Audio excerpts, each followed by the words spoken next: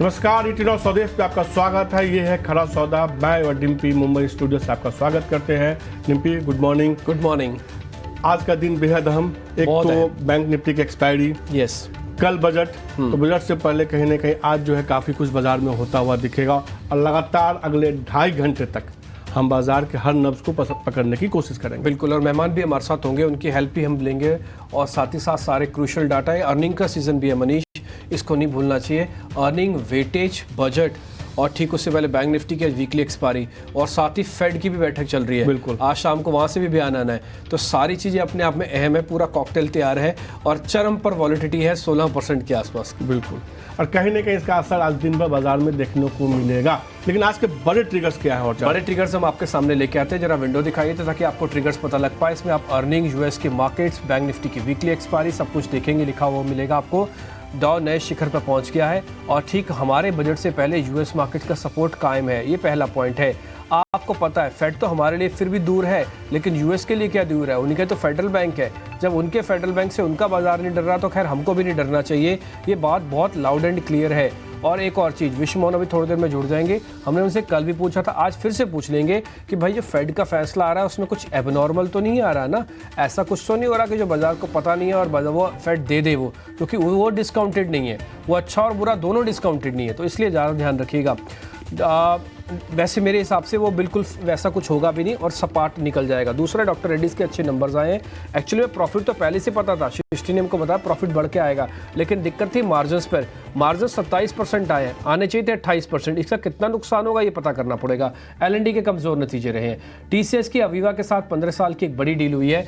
TCS UK के अंदर वैसे भी सबसे बड़ा प्लेयर है जहाँ से जो डील्स लेके आता है, और अवीवा की डील वहाँ पे हो गई है। लेकिन ध्यान रखा जाए, अल्फ़ाबेट के नंबर अच्छे नहीं थे, तो एक तरफ अल्फ़ाबेट की कमज़ोरी, ऊपर से यूके में टीसीएस की डील, तो ये थोड़ा टकराएंगे आपस में। आईटी कंपनीज पर थोड़ा ध्यान रखना होगा, स्पेशली टीसीएस पे ही। और दूसरा, ये मारुति और सन फार्मा के नंबर्स आ रहे हैं, जुबिलेंट फूड के भी नंबर आ रहे हैं, डाबर के भी नंबर आ रहे हैं। मारुति का नंबर ठीक कंजम्पशन से पहले आपको थोड़ी स्टोरी बताएगा, बजट से पहले, तो ये नंबर ज़्यादा अच्छे हैं। सन फार्मा के नंबर में मेरे को ज़्यादा एक्साइटमेंट नहीं दिख रहा। ऑलरेडी शेयर थोड़ा चला भी हुआ है। अगर नंबर बहुत अच्छे आएंगे तो ही चलेगा।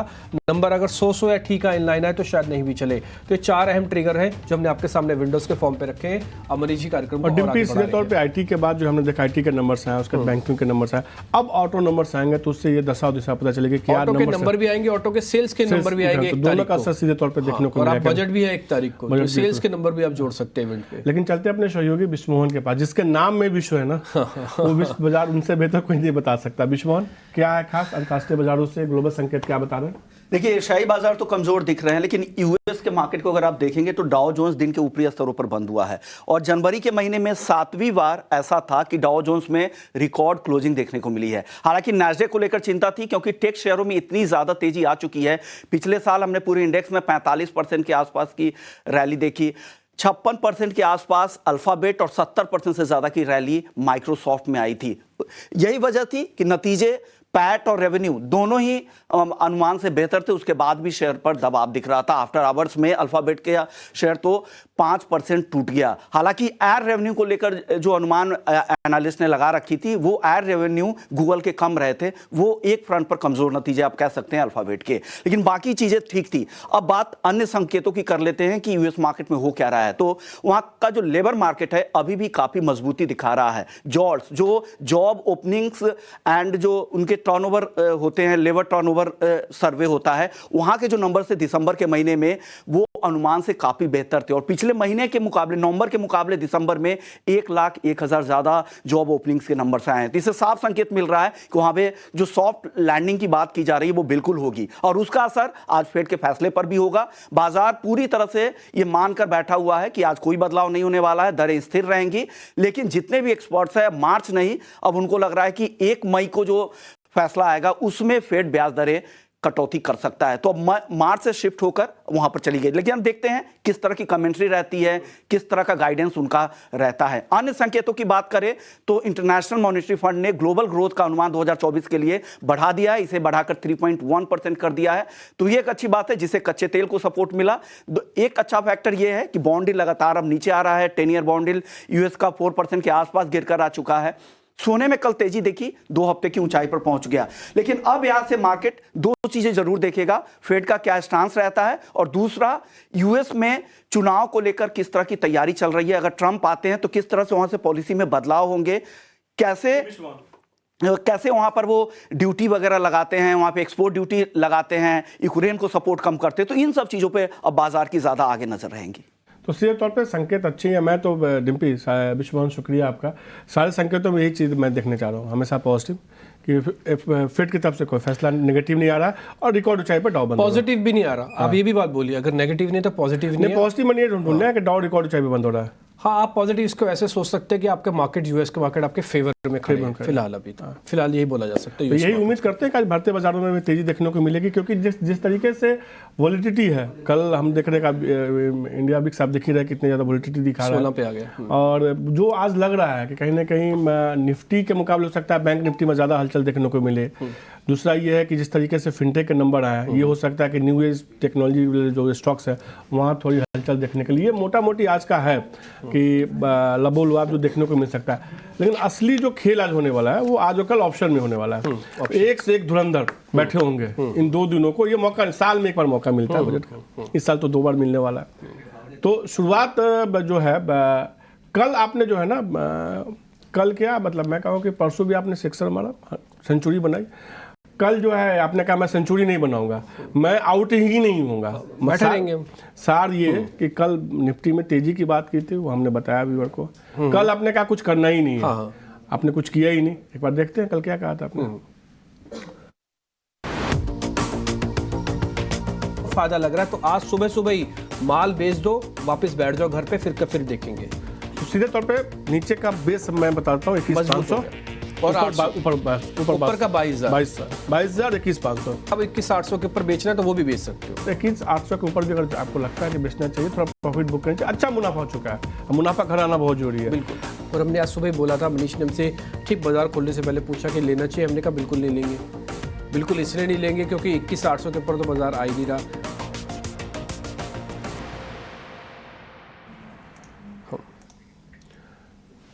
तो बिना देरी किए फटाफट शुरू करते हैं अपना रैपिड फायर राउंड। बिल्कुल। कल आपने कहा कि मुनाफा लेना चाहिए, लोगों को आपने बचाया पैसे से, जो भी था मुनाफा उनके पास तो आ गया। एफआईज डीआईज क्या संकेत दे रहे हैं सबसे पहले सुविधा? देखिए एफआईज ना 24% पे ही कायम है, वो कल भी 24% पे कायम थे, वो कुछ भी नहीं कर रही। मैं बताऊं बजट से पहले एफआईज कुछ भी नहीं कर रहे हैं मार्केट के अंदर, वो सिर्फ चुप करके बैठे हुए हैं। नहीं तो टिपिकली बजट से पहले वो कुछ ना कुछ करते हैं, लेकिन एफआईज के पिछले 2-3 दिन से 20 से 24% के बीच की रेंज है।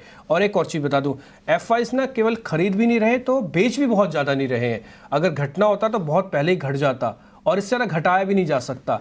एक और चीज मैं एफआईज के नंबर में जोड़ देता हूं, वो ये है कि कल उन्होंने 50,000 करोड़ रुपए का माल ऑप्शंस के अंदर बेचा है। ये ना बहुत इंपॉर्टेंट नंबर है ठीक इवेंट से पहले।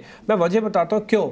वो इसलिए क्योंकि अगर आप 50,000 करोड़ का माल बेच रहे हैं, इसका मतलब आप पार्टिसिपेट नहीं कर रहे, थोड़ा हेज भी करके बैठे हुए हैं। उनको बहुत ज़्यादा ट्रस्ट नहीं है बजट पे, मैं बहुत फ्रैंकली बोल रहा हूँ। एफआईज को बहुत ज़्यादा ट्रस्ट नहीं है इस बार के बजट पे, उनको लग रहा है बहुत सारी चीज़ें डिस्काउंटेड है, इसलिए एफआईज कुछ नहीं कर रहे और डीआईज भी कुछ नहीं कर रहे। कमाल की बात है, डीआईज ना तेजी में पार्टिसिपेट कर रहे हैं ना मंदी में कर रहे हैं। इसलिए जब तक एफआईज का नंबर कोई बहुत बड़ा नहीं आता, आप ना कीजिएगा, चुप करके शांति से बैठिए। आज का दिन कंसोलिडेशन का दिन हो सकता है। कौन कहता है कि निफ्टी पे डिम्पी पे दबाव नहीं बनाया जा सकता? मैंने बना दिया ना।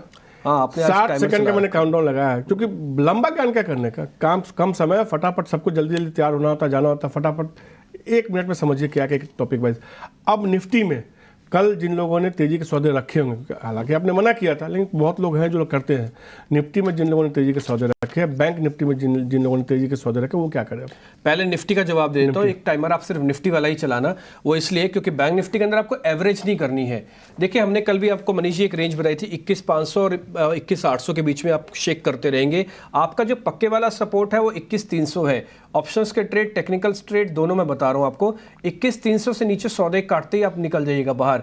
निफ्टी में नई पोजीशंस नहीं बनानी, निफ्टी में एवरेज नहीं करना, निफ्टी में चुप करके सिर्फ बैठना है। आपको कोई ट्रेड अभी नहीं करना, जो आपने पोजीशंस ले रखी हैं आप सिर्फ उसी को मैनेज करो बॉस। आप देखो ना 24 घंटे के अंदर जितने पॉइंट्स आपने गेन किए तो उसका 50% मार्केट ने कल में ले लिया और ये शेक कर रहा है। एक और चीज बता देता हूँ, निफ्टी के अंदर ही ओपन इंटरेस्ट बहुत इंपॉर्टेंट चीज होती है। वो 2.5 लाख से ज्यादा थे करीब करीब कल 2,20,22 के आसपास रह गए हैं। जो एक्स्ट्रा फ्यूल आ गया था ना एक्सपायरी के आसपास, वो थोड़ा सा कम हो गया है। और दूसरा, एफआईज के पार्टिसिपेशन कम हो गया, बड़े शेयरों में आपको दिख नहीं रहा है। तो इसलिए चुप करके बैठिए। जिनके पास निफ्टी के पोजीशन है लॉन्ग की, 21,300 21,500 का स्टॉप लॉस लगा के चुप करके बैठिए, नो एवरेज। पहला स्टॉप लॉस 21,500, दूसरा stop loss 21,300, no average. Average नहीं करना है, एवरेज करने की गलती बिल्कुल मत। जो पोजीशन है उसको ही आपको संभालने की जरूरत है। बैंक निफ्टी जिसकी लॉन्ग पोजीशन है, देखिए बैंक निफ्टी का आज ना वीकली एक्सपायरी है। और दूसरा, जिनके पास भी लॉन्ग पोजीशन है, मैं बोलूंगा उनका ना रिस्क रिवॉर्ड काफी अच्छा है। बैंक निफ्टी से ज्यादा ना तोड़े, आपको पता है, मैं बताऊं, तोड़ नहीं पाएंगे ज्यादा। वो उसकी मैं वजह बताता हूं। एक तो बैंक निफ्टी का पीसीआर कम हुआ पड़ा है, 0.72 पीसीआर है, हल्का बाजार है। दूसरा, बैंक निफ्टी में ना अभी एचडीएफसी की रिकवरी नहीं आई है। आपने कब देखा एचडीएफसी चला है? अभी तक चला नहीं, तो इसलिए एचडीएफसी की रिकवरी ड्यू है।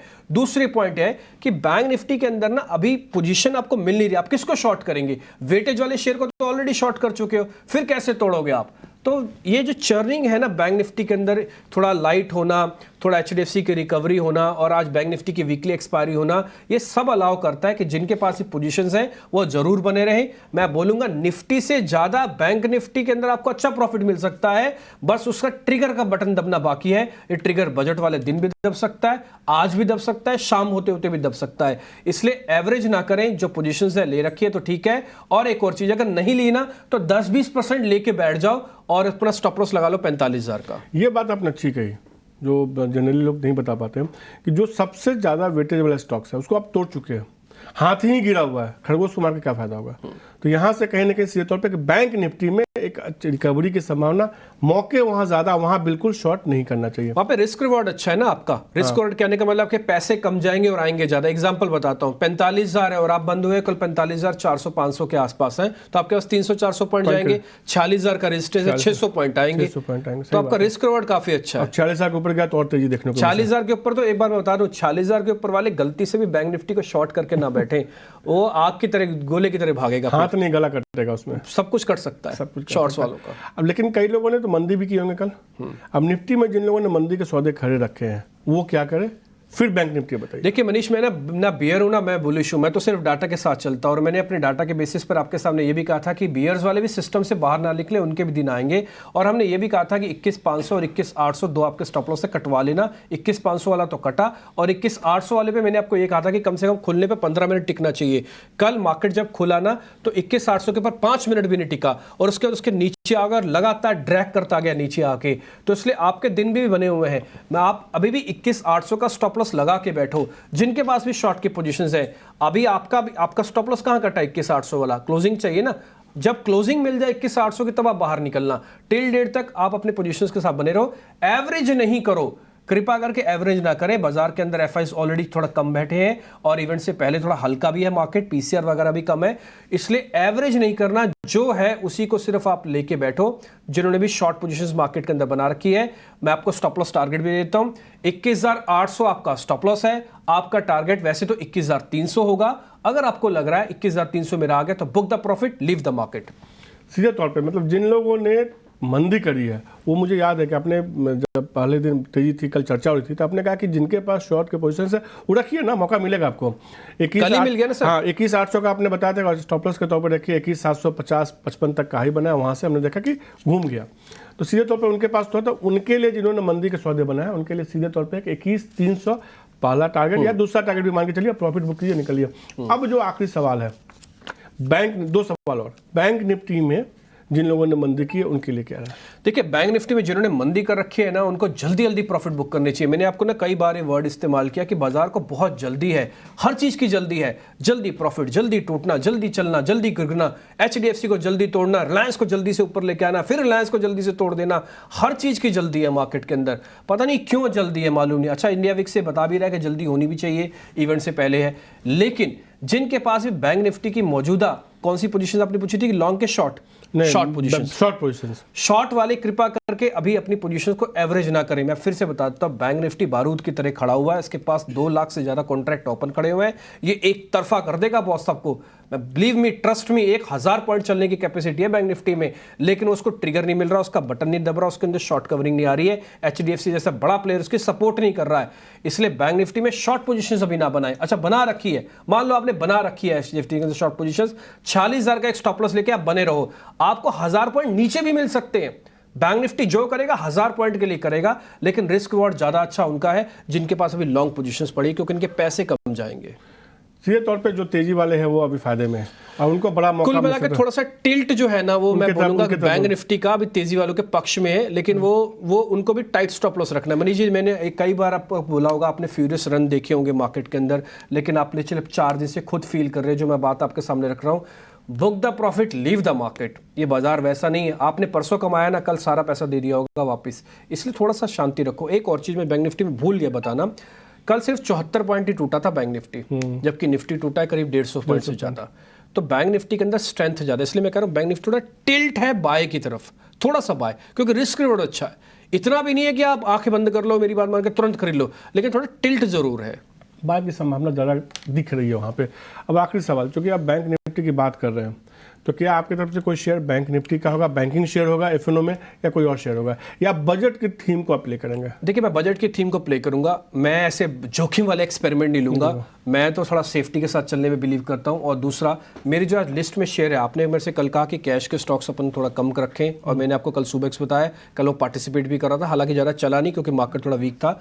आज का जो शेयर है वो है इंडस टावर, आप इस शेयर को जरूर ध्यान रखिएगा। चार्ट हमने आपकी स्क्रीन पर डाल दिया है, आप देखेंगे 2 स्लांटिंग स्लोपिंग डाउनवर्ड्स हैं आपने, और उसका ना ब्रेकआउट हुआ है। ये जो रेड कलर की लाइन और जो ग्रीन कलर की लाइन चल रही है एवरेज है, एक 50 की और एक 200 की, उसका टिपिकली ब्रेकआउट आया हुआ है। ये ब्रेकआउट का ना फॉलोअप नहीं आ रहा बहुत फास्ट। अब ट्रस्ट में मनीष जी, मैं आपको बताता हूँ, ये सीरीज के लिए आप पूरा रख लो इस शेयर को, आपको बहुत बढ़िया प्रॉफिट देके जा सकता है, और ये बजट प्रूफ शेयर है। आप टेलीकॉम को ये नहीं कह सकते मैं टेलीकॉम देश में कम करूंगा, आप नहीं कह सकते ना। आप ये नहीं कह सकते ना मैं टेलीकॉम के टावर देश में कम लगवा दूंगा, आप ये भी नहीं कह सकते। स्पीड कम कर दूंगा, मैं स्पीड कम कर दूंगा, ये भी नहीं कह सकते। आप ऐसा कुछ नहीं कह सकते। तो जो करेगी कंपनी गलती करेगी, सरकार नहीं करेगी, सरकार का बजट सामने आ रहा है। तो इसलिए आप इंडस टावर पे ध्यान रखिएगा, टिपिकली ब्रेकआउट शेयर है, नॉन मतलब इवेंट से वाला प्रूफ शेयर है, आपको बजट से पहले बजट के बाद रखना है। मैं बोलूंगा पूरी सीरीज के लिए रखिए, भगवान ने चाहा डाटा चल गया तो आपको बहुत पैसे बनेंगे। आप मेरे को याद रखिएगा, एक थैंक यू वाला मैसेज भेज दीजिएगा, बस यही भाव भगवान है, भगवान ने चाहा तो है। सीधे तौर पे तो इंडस टावर पर नजर बना के रखिए, इस सीरीज का शेयर होता हुआ भी दिख सकता है। अब बिना देरी किए अपने जानकारों के पास चलते हैं, हमारे साथ सोनी पटनायक और जतिन गेड़िया जी जुड़ चुके हैं। Soni good morning, Jatin good morning. जिस तरीके से हमने कल देखा कि बाजार में जो है जो परसों की तेजी थी कल खत्म होती हुई दिखी, आज के लिए निफ्टी पे क्या नजरिया है आपका, निफ्टी बैंक निफ्टी पे सोनी? गुड मॉर्निंग मनीष जी, दिव्य जी और सारे दर्शकों को एंड पैनल को भी। जी देखिए, निफ्टी में कल हमने जैसे एक डिस्कस कर रहे थे कि 21,800 21,850 के आसपास एक रेजिस्टेंस है, कल ऑलमोस्ट उसी लेवल से ही थोड़ी सी प्रॉफिट बुकिंग भी नजर आई है। मोस्ट लाइकली वो एक पेन पॉइंट था जहां पे पिछले सीरीज में पोजीशंस थोड़े से अटक गए थे, तो मोस्ट लाइकली वहीं पे जाके पोजीशंस थोड़े से ऑफलोड हुए हैं। सो वो निफ्टी की तो है ही, बट निफ्टी अभी एक रेंज में भी रह सकता है, 21,300 से लेकर 21,800 एक 500 पॉइंट की रेंज बना के रह सकता है। बहुत डिपेंड करता है एक्चुअली बैंक निफ्टी पे। एंड आई थिंक आज डिम्पी जी काफी अच्छे से बैंक निफ्टी को एनालाइज करके कह रहे थे कि यहाँ से फ्रेश शॉर्ट नहीं करनी चाहिए। सो मेरा भी मानना वही है कि यहाँ से एटलीस्ट फ्रेश शॉर्ट नहीं करनी चाहिए। रिस्क रिवॉर्ड रेशियो इनफैक्ट आपका शॉर्ट की तरफ फेवरेबल नहीं बन सकता है। रेजिस्टेंस आपका 46,000 पे है और सपोर्ट आपका 45,000 पे है। So risk reward ratio short के लिए तो नहीं बनता है, बट यहाँ से एक डेफिनेटली बाउंस बैक कर सकता है बैंक निफ्टी। और कल लास्ट 1 आवर की क्लोजिंग ट्रेड पे भी हम वही देख रहे थे, निफ्टी 200.2 50 पॉइंट ही सिर्फ माइनस था और काफी अच्छे से होल्ड कर रहा था। तो मेरे ख्याल से बैंक निफ्टी में एक नजर रखनी चाहिए। स्पॉट के लेवल में 45,700 क्रूशियल है, अगर उसको क्रॉस करता है सो बैंक निफ्टी में कंफर्म हो सकता है कि और 500 से 700 पॉइंट ऊपर जाने के चांसेस होगा। सो आई थिंक काफी क्रूशियल रहेगा 45,700 का लेवल को देखने के लिए आज। उसके ऊपर मेरे ख्याल से 46,500 से 47,000 के रेंज में भी एक बार रिलीफ रैली या फिर वो रिकवरी नजर आ सकती है। सो थोड़ा सा वेट एंड वॉच कीजिए फॉर बैंक निफ्टी। एंड नीचे में 45,000 का काफी अच्छा सपोर्ट है, सो उसके नीचे अगर देखते हैं तो थोड़ा सा वीकनेस नजर आ सकता है, बट फ्रेश शॉर्ट अवॉइड कीजिए बैंक निफ्टी। बैंक निफ्टी में अवॉइड नहीं करना है शॉर्ट्स को, लेना नहीं है। 45,500 700 के ऊपर आएगा और तेज चलेगा। 46,000 के बाद तो कसम खा लीजिए ना, आपको बैंक निफ्टी शॉर्ट नहीं करनी। और दूसरी बात है कि आपका 45,000 का स्टॉप लॉस है। तो अभी हम और भी चर्चा करेंगे, मौका देख देख के बीच बीच में। एक लाइन में आपको और भी बता दें, मेरे से मिस हो गया, आगे बात करूंगा उसके बारे में। सोनी और जतिन जो है, Jatin good morning.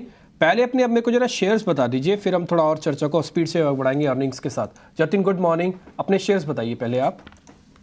Good morning everybody. तो हमारा जो शेरखान रिसर्च टीम का व्यू है, लगता है कि जो मार्केट है तो टुवर्ड्स बेरिश साइड टिल्ट हो रहा है। इसके लिए हम दो सेल साइड की तरफ के ट्रेड लेके आए हैं। जो पहला ट्रेड होगा वो हमारा सेल साइड पे इक्का लैब्स होगा। तो इक्का लैब्स ने कल के ट्रेडिंग सेशन में 78.6% रिट्रेसमेंट लेवल पे एक बेरिश एंगल्फिंग पैटर्न बनाया है डेली चार्ट्स पे।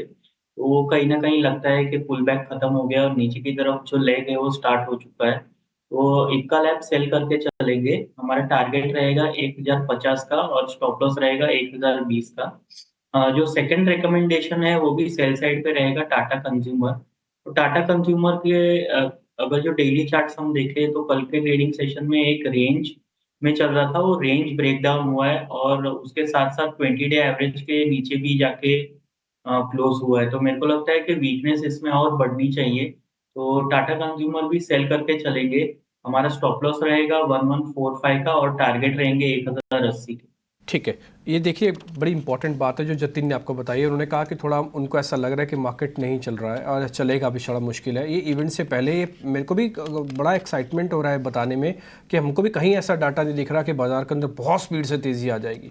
फिलहाल चुप करके बैठिए, शांति से बैठिए, सिलेक्टेड स्टॉक्स पकड़िए, सिलेक्टेड स्टॉक्स छोड़िए मार्केट के अंदर। इप्का लैब आपकी स्क्रीन पर आ गया है, टाटा कंज्यूमर्स आपकी स्क्रीन पर आ गया। और मैं बता दूं ये दोनों के दोनों शेयर डिफेंसिव है, फार्मा और कंज्यूमर ड्यूरेबल, लेकिन फिर भी आपको शॉर्ट मिल गए, सोचने की बात है।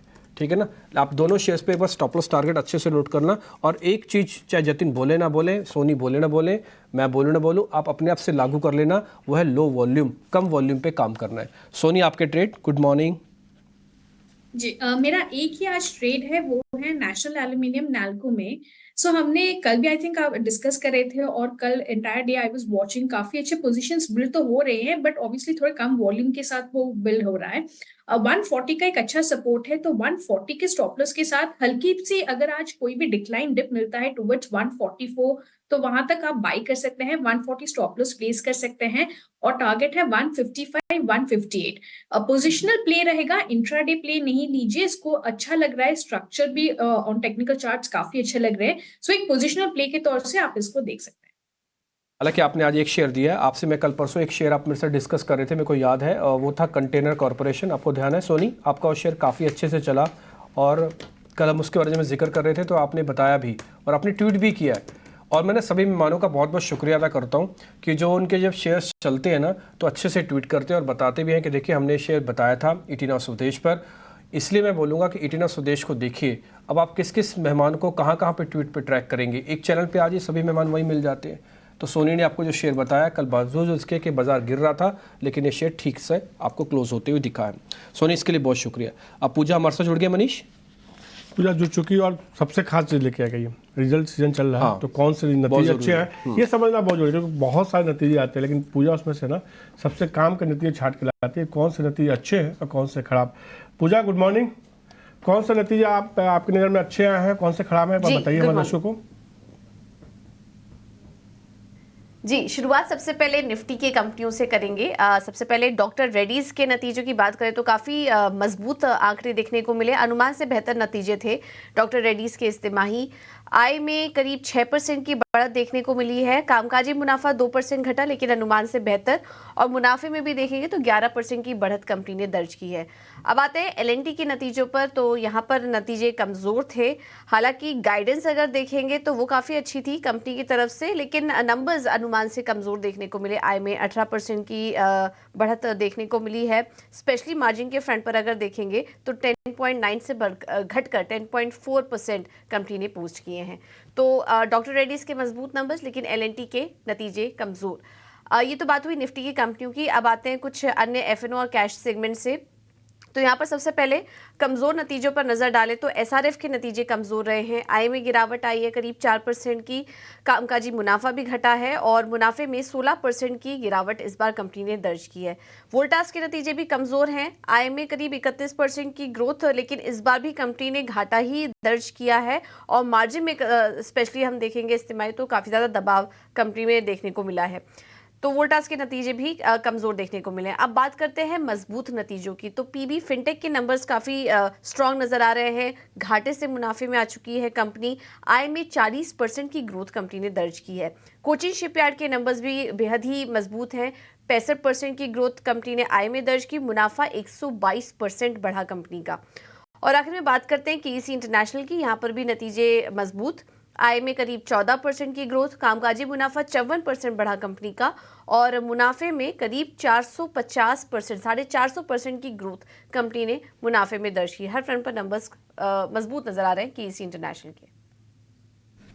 ठीक है, तो केईसी इंटरनेशनल के आपके नंबर्स आप बता रहे हैं, ठीक है, और ज़्यादातर नंबर्स पे पूजा ने ऑलरेडी आपको बता ही दिया कि इस समय क्या करना है। एक बार सारे नंबर्स एक बार वापस से स्क्रीन पे दिखाते जाएंगे जल्दी जल्दी। एक काम करते पहले केईसी से शुरू कर देते जो बिल्कुल लास्ट में स्क्रीन पे दिख रहा था। सोनी एक बार जरा केईसी इंटरनेशनल जरा इसको चेक करना है, इसको चार्ट को, और जरा देख के बताइए इसमें क्या करना चाहिए। प्रॉफिट तो ज़बरदस्त है 97। जी डेफिनेटली यहाँ पे अगर हम देखेंगे तो स्टॉक हालांकि कल थोड़ा सा वीकनेस नजर आया है, बट बहुत इंपॉर्टेंट पैरामीटर जो नोटिस करना है कि वो अभी भी अपने 10, 20, 50 और 100 ईएमए के ऊपर ट्रेड कर रहा है और बहुत मल्टीपल सपोर्ट है 610 से लेके 615 के अंदर। सो मेरे ख्याल से आज अगर 610 के सपोर्ट को प्रोटेक्ट करता है सो एक दोबारा बाउंस कर सकता है टुवर्ड 640 पे उसका रेजिस्टेंस है। 640 के ऊपर निकालते ही काफी अच्छे से एक अपसाइड रैली टुवर्ड 660 680 के रेंज में भी आप देख सकते हैं। सो डेफिनेटली इसको वेट एंड वॉच कीजिए। 640 के ऊपर आप इसको बाई कर सकते हैं। 610 स्टॉप लॉस प्लेस कीजिए। 680 का एक अल्टीमेट टारगेट लीजिए एंड स्टॉक को आप एक स्ट्रक्चर ऑन चार्ट्स पे अच्छा लग रहा है। डॉक्टर रेड्डीज के नंबर बताए जा रहे हैं कि स्ट्रॉन्ग है। हालांकि सृष्टि ने हमको ऑलरेडी पहले भी बताया था डॉक्टर रेड्डीज के बारे में कि इनके मार्जिन्स थोड़े से कम रहेंगे और वो करीब 28% है। इतना ही उन्होंने बताया था कि 27-28 के बीच में। मैंने बताया क्वेश्चन किया था कि मार्जिन कम हो गया और प्रॉफिट बढ़ गया तो कोई ज़्यादा दिक्कत तो नहीं आएगी। उन्होंने कहा नहीं प्रॉफिट तो बढ़ेगा, तो फिक्स है, लेकिन मार्जिन ज़्यादा कम नहीं होना चाहिए, डोमेस्टिक बिजनेस ठीक रहेगा। तो यही हमारा नंबर भी था, सटीक अनुमान ईटिनॉ ने, सुदेश ने आपको लगा के दिया है। और सृष्टि को मैं थैंक यू भी बोलूँगा कि उसने बहुत अच्छे से डॉक्टर रेड्डीज़ के नंबर का हमको अनुमान दिया था। जतिन एक बार आप इसको चेक कर लेंगे, डॉक्टर रेड्डीज़ को रिसर्च कर रहे हैं कि नंबर ठीक है। मेरे को ऐसा लगता है कि नंबर ठीक ठीक है, बहुत स्ट्रांग तो नहीं बट ठीक है, जैसे होने चाहिए वैसे ही है। हाँ देखिए, अगर जो मैं डॉक्टर रेड्डी का डेली चार्ट एनालाइज करूँ तो कहीं ना कहीं ये रेंज बाउंड ही है। ऊपर में मेरे को लगता है कि 6000 और नीचे में 5700।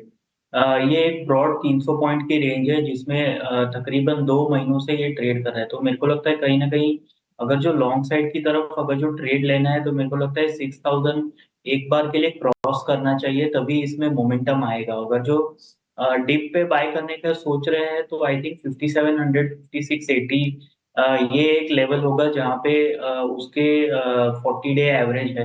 वहाँ पे लगता है कि एक सपोर्ट की तरफ आएगा तो आप बाय कर सकते हैं, या तो फिर एक ब्रेकआउट के लिए वेट करिए अबाउट 6000। ये ना नंबर्स और साथ ही जो एक्सपर्ट आपको बोल रहे हैं ना, मैं थोड़ा अपने प्रोड्यूसर साहब से रिक्वेस्ट करूंगा, मैंने कल भी किया था ये रिक्वेस्ट, कि जब वो बोल रहे होते हैं ना किसी भी नंबर वाले शेयर पे, या तो स्टैंप अच्छे से लगाए, नहीं तो लिखते भी जाएं लेवल्स, अगर कहीं लिखने की भी जगह है तो। जैसे डॉक्टर रेड्डीज को बाइंग ऑन डिप है, या तो इसको नीचे जाने दो या तो इसको 6000 का ब्रेकआउट करने दो, दोनों में से एक तो करने दो। नंबर्स वैसे ही हैं, तो इसलिए आप बाइंग ऑन डिप्स का हमने स्टैंप तो लगा दी, लेकिन मैं एक वर्ड लिखवा भी देता हूं कि 6000 के ब्रेकआउट के बाद इसमें आपको वापस आना है। केईसी इंटरनेशनल इससे पहले हमने पता किया था, नंबर अच्छे हैं और सोनी ने आपको सीधा सीधा बताया था कि इसको बाय भी कर सकते हो। इसलिए नंबर्स पे ना आपको बहुत क्लियर होना चाहिए, कोरी कोरी एक प्लेन वनीला नहीं होना चाहिए, पता होना चाहिए कि अच्छा ये लेवल है, ये स्टॉप लॉस है, मेरे को बाय करना है कि नहीं करना, क्लियर हो बिल्कुल थॉट प्रोसेस। तो केईसी पे थॉट हो गया क्लियर, आपको बाय करना है, और डॉक्टर रेड्डीज पे आपको समझ के आ गया होगा कि 6000 के ऊपर या तो बाइंग ऑन डिप्स करना है। सुमित मूलचंदानी भी हमारे साथ जुड़ गए हैं, फटाफट से उनको भी जोड़ लेते हैं कार्यक्रम में, कुछ ट्रेड उनसे पता कर लेते हैं। फिर शरद भी हमारे साथ तैयार हो रहे हैं, उनसे हम कुछ खबरों वाले शेयर्स भी पता करेंगे। सुमित बहुत शुक्रिया पहले तो समय देने के लिए, आपके ट्रेड बहुत ही ज़बरदस्त चल रहे हैं। मेरे को ध्यान है आपने ट्रेड दिया था रतन इंडिया, आपका ट्रेड था क्या सर? रतन इंडिया, सुमित जी? नहीं सर, रतन इंडिया अच्छा, वो आपको उनका शायद- था, लक्ष्मी श्री वालो जी का था, वो अंशुल जैन का ट्रेड था, रतन इंडिया 10% उनका चला था। ठीक है, उस दिन लेकिन आपने भी एक शेयर दिया था कैश का, मैं भूल गया उसका नाम, एक बार जरा बताएंगे, मैं माफी चाहता हूँ। यूएफओ मूवीज डिस्कस UFO किया था, movies, नालको yes. डिस्कस किया था। यस यस यस, बहुत बढ़िया, बहुत अच्छा से चला सर, उसके लिए थैंक यू वेरी मच, अच्छे शेयर आप दे रहे हैं सर। आज आपकी लिस्ट में क्या है शेयर, जरा बताएंगे? सो हाय, गुड मॉर्निंग टू ऑल। तो morning. बिल्कुल इसी तरह से पोजिशनल ट्रेड्स हम अभी भी आइडेंटिफाई करना चाहेंगे। तो पहला जो ट्रेड रहेगा वो रहेगा एनसीएल इंडिया का। देखिए, एनसीएल इंडिया ने 2 बार अपना एक टॉप बनाया हुआ है नियर बाय 300 और उसके बाद एक कंसोलिडेशन फिर से आया हुआ है। लेकिन यहाँ पे आप देखेंगे तो एक फ्रेश मूवमेंट स्टार्ट हुई है आफ्टर द कंसोलिडेशन। तो लग रहा है कि स्टॉक को अभी आप एक्यूमुलेट कीजिए। Current market price is around 238, buy कीजिए with the stop loss of 215 और ये 264 और 276 दो टारगेट अचीव कर सकता है। लोअर टाइम फ्रेम में आप देखेंगे तो फ्लैग एंड पोल का भी ब्रेकआउट आ रहा है और स्टॉक जो है अभी जैसे अपनी 300 की बात हुई तो 300 जो है वो एक बहुत इंपॉर्टेंट लेवल है। अगर आप उसको वीकली पे देखेंगे तो डबल टॉप है। तो स्टॉक अगर कभी ये लेवल्स भी जा रहा है तो फिर आप इसको ऐड रखिए पोर्टफोलियो में, that will be much better option. दूसरा स्टॉक है थॉमस कुक। एक फ्रेश बाय का भी है और एक फॉलोअप का भी है। अगर आपको ध्यान हो तो करीबन 15-20 दिन पहले हमने सजेस्ट किया था एट द लेवल्स ऑफ 160, कल का क्लोजिंग है 183 का। अभी भी लग रहा है कि आप एक्यूमुलेट कीजिए। हमें एक्सपेक्टेशन है कि बजट से टूरिज्म इंडस्ट्री को और भी कुछ ना कुछ बेनिफिट मिलेगा गवर्नमेंट की तरफ से। तो अभी भी लग रहा है कि आप इसे एक्यूमुलेट कीजिए। 183 का करंट मार्केट प्राइस है, 170 तक एक्यूमुलेट कीजिए। फ्रेश स्टॉप लॉस जो हम मेंटेन करेंगे 163। अब 163 जो है आप ट्रेलिंग स्टॉप लॉस भी यूज कर सकते हैं जिन्होंने पहले लिया हो। तो फ्रेश जो टारगेट है वो करीबन 220 का रहेगा। ठीक है, तो थॉमस कुक हो गया आपके लिस्ट में सर। आप बता रहे एनसीएल इंडिया। अगर किसी को ना ध्यान हो रहा ना तो पुराने ट्रेडर्स हैं उनको मैं बता दूं, ये नागार्जुना सीमेंट लिमिटेड है। नागार्जुना सीमेंट का आप पहले नाम सुनते होंगे, ये वही कंपनी है, सीमेंट का है, रेडीमेड कंक्रीट वगैरह बनाती है और सामने बजट है। कैसे इस कंपनी को मिस किया जा सकता है, ज़रूर नोटिस कीजिएगा। 264 है, कल भी अच्छा पार्टिसिपेशन हुआ। और थॉमस कुक तो घूमिए फिरिए मौज करिए, थॉमस कुक को एंजॉय कीजिए। ये तो खैर सुमित जी कई बार आपको बता चुके हैं। मनीष? निश्चित तौर नालको जो है ना, जिनकी बात करें तो सुमित मूलचंदानी, आज सोनी पटनायक के रडार पे उन्होंने आज पतवार इसको जो है ना उन्होंने अपना ट्रेडिंग कॉल्स के तौर पे दिया है। हमें तमाम ट्रेडिंग कॉल्स की बात करें, कुछ बड़े ब्रोकेज हाउसेस के भी कॉल्स हैं। किन शेयरों पे उनको लग रहा है कि यहाँ से एक अच्छी मजबूती देखने को मिल सकती है। सीधे वामाक्षी के पास चलते हैं। वामाक्षी, गुड मॉर्निंग। कौन से बड़े ब्रोकेज हाउसेस ने किन शेयरों पे खरीदारी या बिकवाली करने की राय दी है? जी बिल्कुल, शुरुआत करेंगे हम एल&टी के साथ। हम देख रहे हैं कि कंपनी की तरफ से नतीजों के बाद काफ़ी सारे ब्रोकरेज हाउसेस की तरफ से रिपोर्ट आ रहे हैं। ओवरऑल अगर हम देखें तो गोल्डमैन सैक्स का कहना है कि एक मिक्स्ड क्वार्टर रहा है कंपनी के लिए। काफ़ी मजबूत अंतर्राष्ट्रीय कारोबार में ऑर्डर इनफ्लो मिला है, मगर मार्जिन डोमेस्टिक ऑर्डरिंग थोड़ी सी कमज़ोर रही है। रिसेंटली स्टॉक में काफ़ी अच्छा रनअप देखने मिला है और इसी के चलते थोड़ा नियर टर्म अंडर परफॉर्मेंस ज़रूर नज़र आ सकता है, मगर ओवरऑल उन्होंने खरीदारी की राय को बरकरार रखा है। टारगेट प्राइस बढ़ाकर 3760 रुपीज़ प्रति शेयर पर कर दिया है। इसके अलावा सिटी का कहना है कि हेल्दी ऑर्डर इनफ्लोज और एग्जीक्यूशन दिखाई दिया है। ओवरऑल इन्हें नंबर्स इनलाइन नज़र आए हैं, मगर म्यूटेड मार्जिन नज़र आई है Q3 में। मीडियम टर्म में मार्जिन सुधरने की उम्मीद की जा रही है और मीडियम टर्म पर्सपेक्टिव से एल&टी इनकी टॉप पिक में से एक है। ओवरऑल सिटी ने एल&टी पर अपनी खरीदारी की राय को बरकरार रखा है।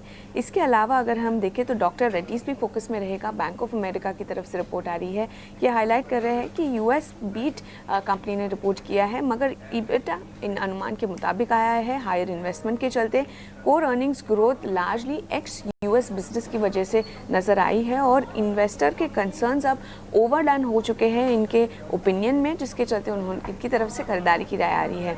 इसके अलावा पीबी फिनटेक पर हम फोकस करेंगे। मक्वारी का कहना है कि large EBITDA beat largely ESOP cost में गिरावट की वजह से नज़र आया है। इंश्योरेंस टेक रेट के डिक्लाइन हुआ है और पैसा बाजार की जो रेवेन्यूज़ है यहाँ पर भी हमें थोड़ा सा डाउनसाइड नज़र आया है, मगर इनकी तरफ से अगर हम देखें तो मक्वारी ने पीबी फिनटेक पर अपनी अंडर परफॉर्म की राय को बरकरार रखा है। उसी बीच अगर हम देखें बैंक ऑफ अमेरिका का कहना है कि रेवेन्यू मिस ज़रूर कंपनी ने रिपोर्ट किया है, मगर स्ट्रॉन्ग बीट नज़र आया है प्रॉफिटेबिलिटी पर। इंश्योरेंस बिजनेस मजबूत है और क्रेडिट बिजनेस की जो ग्रोथ है ये रिकैलिब्रेट कर रहे हैं। ओवरऑल इनकी तरफ से न्यूट्रल की राय आ रही है, मगर इन्होंने अपना टारगेट प्राइस बढ़ाकर 995 रुपीज़ प्रति शेयर पर कर दिया है। वोल्टास पर फोकस करेंगे। मक्वारी का कहना है कि यूसीपी बिजनेस अनुमान के मुताबिक आया है। प्रोजेक्ट बिजनेसेस का के जो लॉस है, इसी के चलते EBITDA फ्रंट पर कंपनी की तरफ से मिस रिपोर्ट हुआ है। कंपटीशन बढ़ रहा है यूसीपी में और डिसअपॉइंटिंग प्रोजेक्ट मार्जिन है, जिसके चलते उनकी तरफ से न्यूट्रल की राय आ रही है। ग्लेनमार्क लाइफ साइंसेज पर भी हम फोकस करेंगे। बैंक ऑफ अमेरिका का कहना है कि रैली के बावजूद अभी भी इसमें थोड़ा अपसाइड पोटेंशियल इन्हें ज़रूर नज़र आ रहा है। CDMO और कॉस्ट पर ये फोकस करेंगे, जिसके चलते मार्जिन्स में सुधार आ सकता है। मगर इसके अलावा हायर ग्रोथ का भी स्कोप नज़र आ रहा है, और मगर जो नियर टर्म कमेंट्री है ये थोड़ी सी म्यूटेड है। ओवरऑल खरीदारी की राय इनकी तरफ से टारगेट प्राइस बढ़ाकर 940 रुपये प्रति शेयर। तीतागढ़ रेल पर HSBC का कहना है कि कंपेटिटिव पोजीशन सुधर रही है। पैसेंजर कोच बिजनेस में काफ़ी मजबूत ग्रोथ है, वैगन इंडस्ट्री में Q3 में नज़र आई थी। ओवरऑल ये काफ़ी मजबूत पार्टनरशिप्स भी क्रिएट कर रहे हैं और अपनी कॉस्ट कंपेटिटिवनेस को भी सुधार रहे हैं। तो इन फैक्टर्स को ध्यान में रखते हुए HSBC ने तीतागढ़ रेल पर खरीदारी की राय के साथ कवरेज रिज्यूम की है। टारगेट प्राइस भी बढ़ाया है, 1200 रुपये प्रति शेयर पर कर दिया है। और आखिर में हम फोकस करेंगे SRF पर। जेफरीज का कहना है कि ओवरऑल ब्रॉड वीकनेस नज़र आई है Q3 में। लार्जली ये पैकेजिंग में कमजोरी की वजह से दिखाई दी है। केमिकल्स कारोबार में अभी भी हेडविंड्स नज़र आ रहे हैं, मगर मैनेजमेंट का कहना है कि Q4 में कंपनी की जो स्थिति है वो सुधर सकती है, जिसके चलते जेफरीज की तरफ से SRF पर अभी के लिए अंडर परफॉर्म की राय बरकरार है। टारगेट प्राइस 2140 के साथ। ठीक है, 2200 के ऊपर जाके बंद हुआ था, 2140 का टारगेट है। अंडर परफॉर्मेंस की रेटिंग है SRF पे। कल इसके ना बाजार बंद होने के बाद ही नंबर्स आ गए थे, रिएक्शन आज मिलेगा इस पे। और अभी आपने थोड़ी देर पहले एक टीटागढ़ वैगन को लेकर एक रिपोर्ट देखी होगी HSBC की। वो ये कह रहे हैं कि यहाँ पे आप खरीदारी करें। टिपिकली ना ये सारी रिपोर्ट्स बड़े काम की है, क्योंकि इवेंट से पहले हमको मिल रही है, बजट से पहले। टीटागढ़ पे HSBC की रिपोर्ट है, सीधा 970 से बढ़ाकर 1200 कर दिया। देखो ना कितना बड़ा चेंज किया है। इन सब पे चर्चा होगी, क्योंकि हमारे साथ पार्थिव शाह भी जुड़ गए और बिल्कुल टाइमली जुड़े हैं, क्योंकि अभी सारी हमने रिपोर्ट्स वगैरह का एक व्यू पॉइंट ले लिया। पार्थिव, आई होप आपने भी सारी रिपोर्ट सुनी होंगी। नहीं सुनी होंगी तो हम वापस आपके लिए चलवा देंगे, आपसे पूछेंगे जरा एक एक दो रिपोर्ट्स के बारे में। और रत्नेश गोयल भी हमारे साथ जुड़ गए हैं, हमारे बहुत ही बेहतरीन मेहमान हैं, सुपर बढ़िया ट्रेड देते हैं, कैश के स्टॉक्स के माहिर हैं, स्विंग ट्रेड के माहिर हैं। अगर स्विंग ट्रेड किसी को लेना हो ना, रत्नेश के पास जाओ, स्विंग बहुत बढ़िया करवाते हैं। यानी कि चलते हुए शेयर को पकड़ो के और कहाँ तक जा सकता है, ये उनकी बहुत खूबसूरती है, बहुत खासियत है। रत्नेश जी बहुत शुक्रिया, थैंक यू वेरी मच समय देने के लिए। पार्थिव शाह बहुत शुक्रिया, थैंक यू वेरी मच समय देने के लिए। बस तुरंत लौट रहा हूँ आपके पास में। मेरे ना सहयोगी शरद काफ़ी देर से खड़े हैं आपको खबरों वाले शेयर्स बताने के लिए। मैं उनको ज़्यादा वेट नहीं कराऊंगा, हम सब सुन लेते हैं कौन कौन से खबरों वाले शेयर्स हैं। शरद गुड मॉर्निंग, माफ़ी चाहता हूँ थोड़ा लेट सा आ रहा हूँ, प्लीज़ बताएं। जी बिल्कुल, गुड मॉर्निंग डिम्पी। तो सबसे पहले ऑफकोर्स TCS के जो हैं इम्पॉर्टेंट 15 साल का एक बड़ा करार जो है उन्होंने किया है अवीवा के साथ। ऑलरेडी उनके पास एक एग्जिस्टिंग एग्रीमेंट है, लेकिन अब जो है उसको और बढ़ा रहे हैं ये एग्रीमेंट। ये इम्पॉर्टेंट इसलिए है क्योंकि अब बड़े डील्स जो है मिलने लगे हैं वित्त साल 2024 में। और जो IT कंपनीज की कमेंट्री आ रही है, स्पेशली जो आप कह सकते हैं BFSI सेगमेंट पे, वहाँ पे पेन देखने मिल रही थी 3 से 4 क्वार्टर में हमने देखा। अब जो है धीरे धीरे करके BFSI सेगमेंट से भी बड़े ऑर्डर्स आने लगे हैं। कोटक सिक्योरिटीज़ का एक्सपेक्टेशन है कि 2.5% ग्रोथ में जो एडिशन कर सकता है TCS के लिए। KPI ग्रीन में भी एक इम्पॉर्टेंट ऑर्डर विन आया है 5 मेगावाट का सोलर पावर प्लांट का। अब ये कैप्टिव पावर के ऊपर रहने वाला है। पारस डिफेंस, 2 इम्पॉर्टेंट गवर्नमेंट बॉडी है IRD और DRDO, उनके साथ करार किया है, जहाँ पे टेक्नोलॉजी ट्रांसफ़र करेंगे रिमोट कंट्रोल डिफेंस पे। ग्लेनमार्क फार्मा के बारे में बात कर लेते हैं। यहाँ पे जो है एक इम्पॉर्टेंट स्ट्रैटेजिक एग्रीमेंट हुए इंचनॉस के साथ, जहाँ पे कैंसर ट्रीटमेंट पे फोकस करने वाले हैं। अब याद रखिए इस करार के कारण कंपनी को ये फ़ायदा होगा कि जो उनकी रिसर्च एंड डेवलपमेंट की एक्सपेंसेस हैं वो कम हो सकती हैं, और ऑफ कोर्स अगर वो एक्सपेंसेस कम होंगी तो मार्जिन्स में भी ये एक्रेटिव जो है एग्रीमेंट देखने मिल सकता है। आखिरी स्टॉक जो हमारे रडार में रहेगा वो है गणेशा इकोस्फीयर। है तो ये स्मॉल कैप कंपनी, लेकिन जो रिसाइकलिंग थीम है जो हमने पहले ही ET Now स्वदेश में आपको पहले बताया था, उस स्टॉक बेसिस पे जो है हमने आज पिक किया है। इनका 350 करोड़ का QIP इशू खुला है। इसका प्राइसिंग देखें तो 995 रुपीज़ पर शेयर का है, यानी कि लगभग 6% डिस्काउंट पे है। और हमारे चैनल चेक सजेस्ट कर रहे हैं कि एक अच्छी इंटरेस्ट जो है HNIs और मार्की इन्वेस्टर्स में गणेशा इकोस्फीयर के लिए देखने भी मिल रही है। तो ये 5 स्टॉक्स हैं जो आपके आज रडार में होने चाहिए। ठीक है शरद, बहुत बहुत शुक्रिया, थैंक यू वेरी मच। आप सुन लिए होंगे शरद ने जो शेयर्स बताए, और मैं बोलूँगा बहुत अच्छे से रिसर्च करके शरद ये सारे शेयर्स लेके आते हैं और इस पर हमने चर्चा हुई है। आगे बढ़ते हैं, अब जरा आते हैं L&T के नंबर्स पे। मार्केट को वेट था बिग बॉय का कि क्या लेके आता है नंबर्स वो। नंबर्स बताए जा रहे हैं कि वीक हैं, ब्रोकिंग हाउसेस की रिपोर्ट्स भी बता रही हैं कि उतना एक्साइटमेंट नहीं है। एक बार पार्थिव शाह से पता कर लेते हैं। पार्थिव ने 100% नंबर्स को पढ़ा होगा, समझा होगा। पार्थिव बताया जा रहा है कि गाइडेंस में थोड़ी प्रॉब्लम है। ये भी बताया जा रहा है कि मार्जिन्स तो हालांकि फ्लैट है, थोड़े बढ़ के आने चाहिए थे। दूसरा ये भी बताया जा रहा है कि ऑर्डर बुक को लेकर भी थोड़े से कंसर्न्स हैं। एक बार आप जरा चेक करके बताएंगे। एल&टी के नंबर्स आपने रीड किए होंगे, मैं सारी रिपोर्ट्स भी चलवा देता हूँ आपके लिए। एल&टी से जितनी भी रिपोर्ट्स हैं सारी एक साथ चला दीजिएगा, चार्ट भी दिखाइएगा, नंबर्स भी दिखाते रहिएगा। पार्थिव अपनी बात बता दिया, आपको नंबर्स कैसे लगे, एक इन्वेस्टर को क्या करना चाहिए? ट्रेडर का तो काम ही नहीं है ना इसमें तो काम ही इन्वेस्टर्स का है। गुड मॉर्निंग डिम्पी जी। Good morning. पैनलिस्ट और व्यूअर्स, देखिए डिम्पी जी, राइटली आपने बताया कि नंबर्स काफी मिक्स बैग है। मैं मिक्स बैग इसलिए बता रहा हूँ कि सबसे पहले इनका जो इंफ्रास्ट्रक्चर डिवीजन है, जो one of the biggest division है, वहाँ पे जो एबिट मार्जिन आए हैं वो काफी टेपिड आए, और मैनेजमेंट ने उनकी कमेंट्री में यही बताया कि यहाँ पे still there are some legacy orders जो लो मार्जिन वाले नए ऑर्डर्स जो आने वाले क्वार्टर्स में एग्जीक्यूट होंगे, वहां पे थोड़े मार्जिन इंप्रूव होंगे। लेकिन मुझे लग रहा है कि एल&टी के लिए यही डिवीजन जो है, हर क्वार्टर ऑन क्वार्टर देखे जाए तो हमेशा आई थिंक यहाँ पे मार्जिन का दिक्कत नहीं रहता है। जो हाई प्रिसीजन इंजीनियरिंग डिवीजन है, जहाँ पे भी उन्होंने करीबन 17% का एबिटा मार्जिन किया है, वो डिवीजन हमेशा काफी स्टेबल रहता है, लेकिन वहाँ पे रेवेन्यू कंट्रीब्यूशन रिलेटिवली कम रहता है। नो डाउट एल&टी काफी टाइम से बता रहा है कि नेट वर्किंग कैपिटल साइकिल इनको इंप्रूव करनी है। तो यहाँ पे आई थिंक मैनेजमेंट काफी कोशिश कर रही है कि जो नए ऑर्डर बुक बने, वहां पे आई थिंक आगे जाते जो लेगेसी ऑर्डर बुक की दिक्कत है वो ना रहे। एक अच्छी बात मुझे लग रही है उनके ऑर्डर मिक्स में, बिकॉज अगर ऑर्डर बुक देखे तो टोटल ऑलमोस्ट 5 लाख करोड़ के आसपास पहुंच गया है, जहाँ पे ऑलमोस्ट 37% ऑर्डर्स जो है वो इंटरनेशनल ऑर्डर्स है। और अगर आप देखने जाए तो ये क्वार्टर में भी जो इंटरनेशनल ऑर्डर्स का एग्जीक्यूशन है, उसने आई थिंक काफी मदद की है एल&टी को कि एक स्टेबलाइज नंबर्स देने के लिए। और दूसरा आई थिंक इन्वेस्टर्स को ध्यान में रखना चाहिए कि यहाँ पे जो वैल्यूएशन है वो काफी रिच है, और अगर एग्जीक्यूशन एकदम दमदार नहीं रहता है तो मुझे लगता है कि यहाँ पे प्राइस करेक्शन की बुनियाद बढ़ जाती है। तो मुझे लग रहा है कि इन्वेस्टर्स के लिए भी यहाँ पे एल&टी के लिए अच्छे एंट्री पॉइंट्स नहीं है। One should wait on the sideline. काफी बार हमने हिस्टोरिकली देखा है कि ऐसे 2-3 बैड एग्जीक्यूशन वाले क्वार्टर्स की वजह से एल&टी के प्राइस में ऑलमोस्ट 10 to 15% का करेक्शन आता है।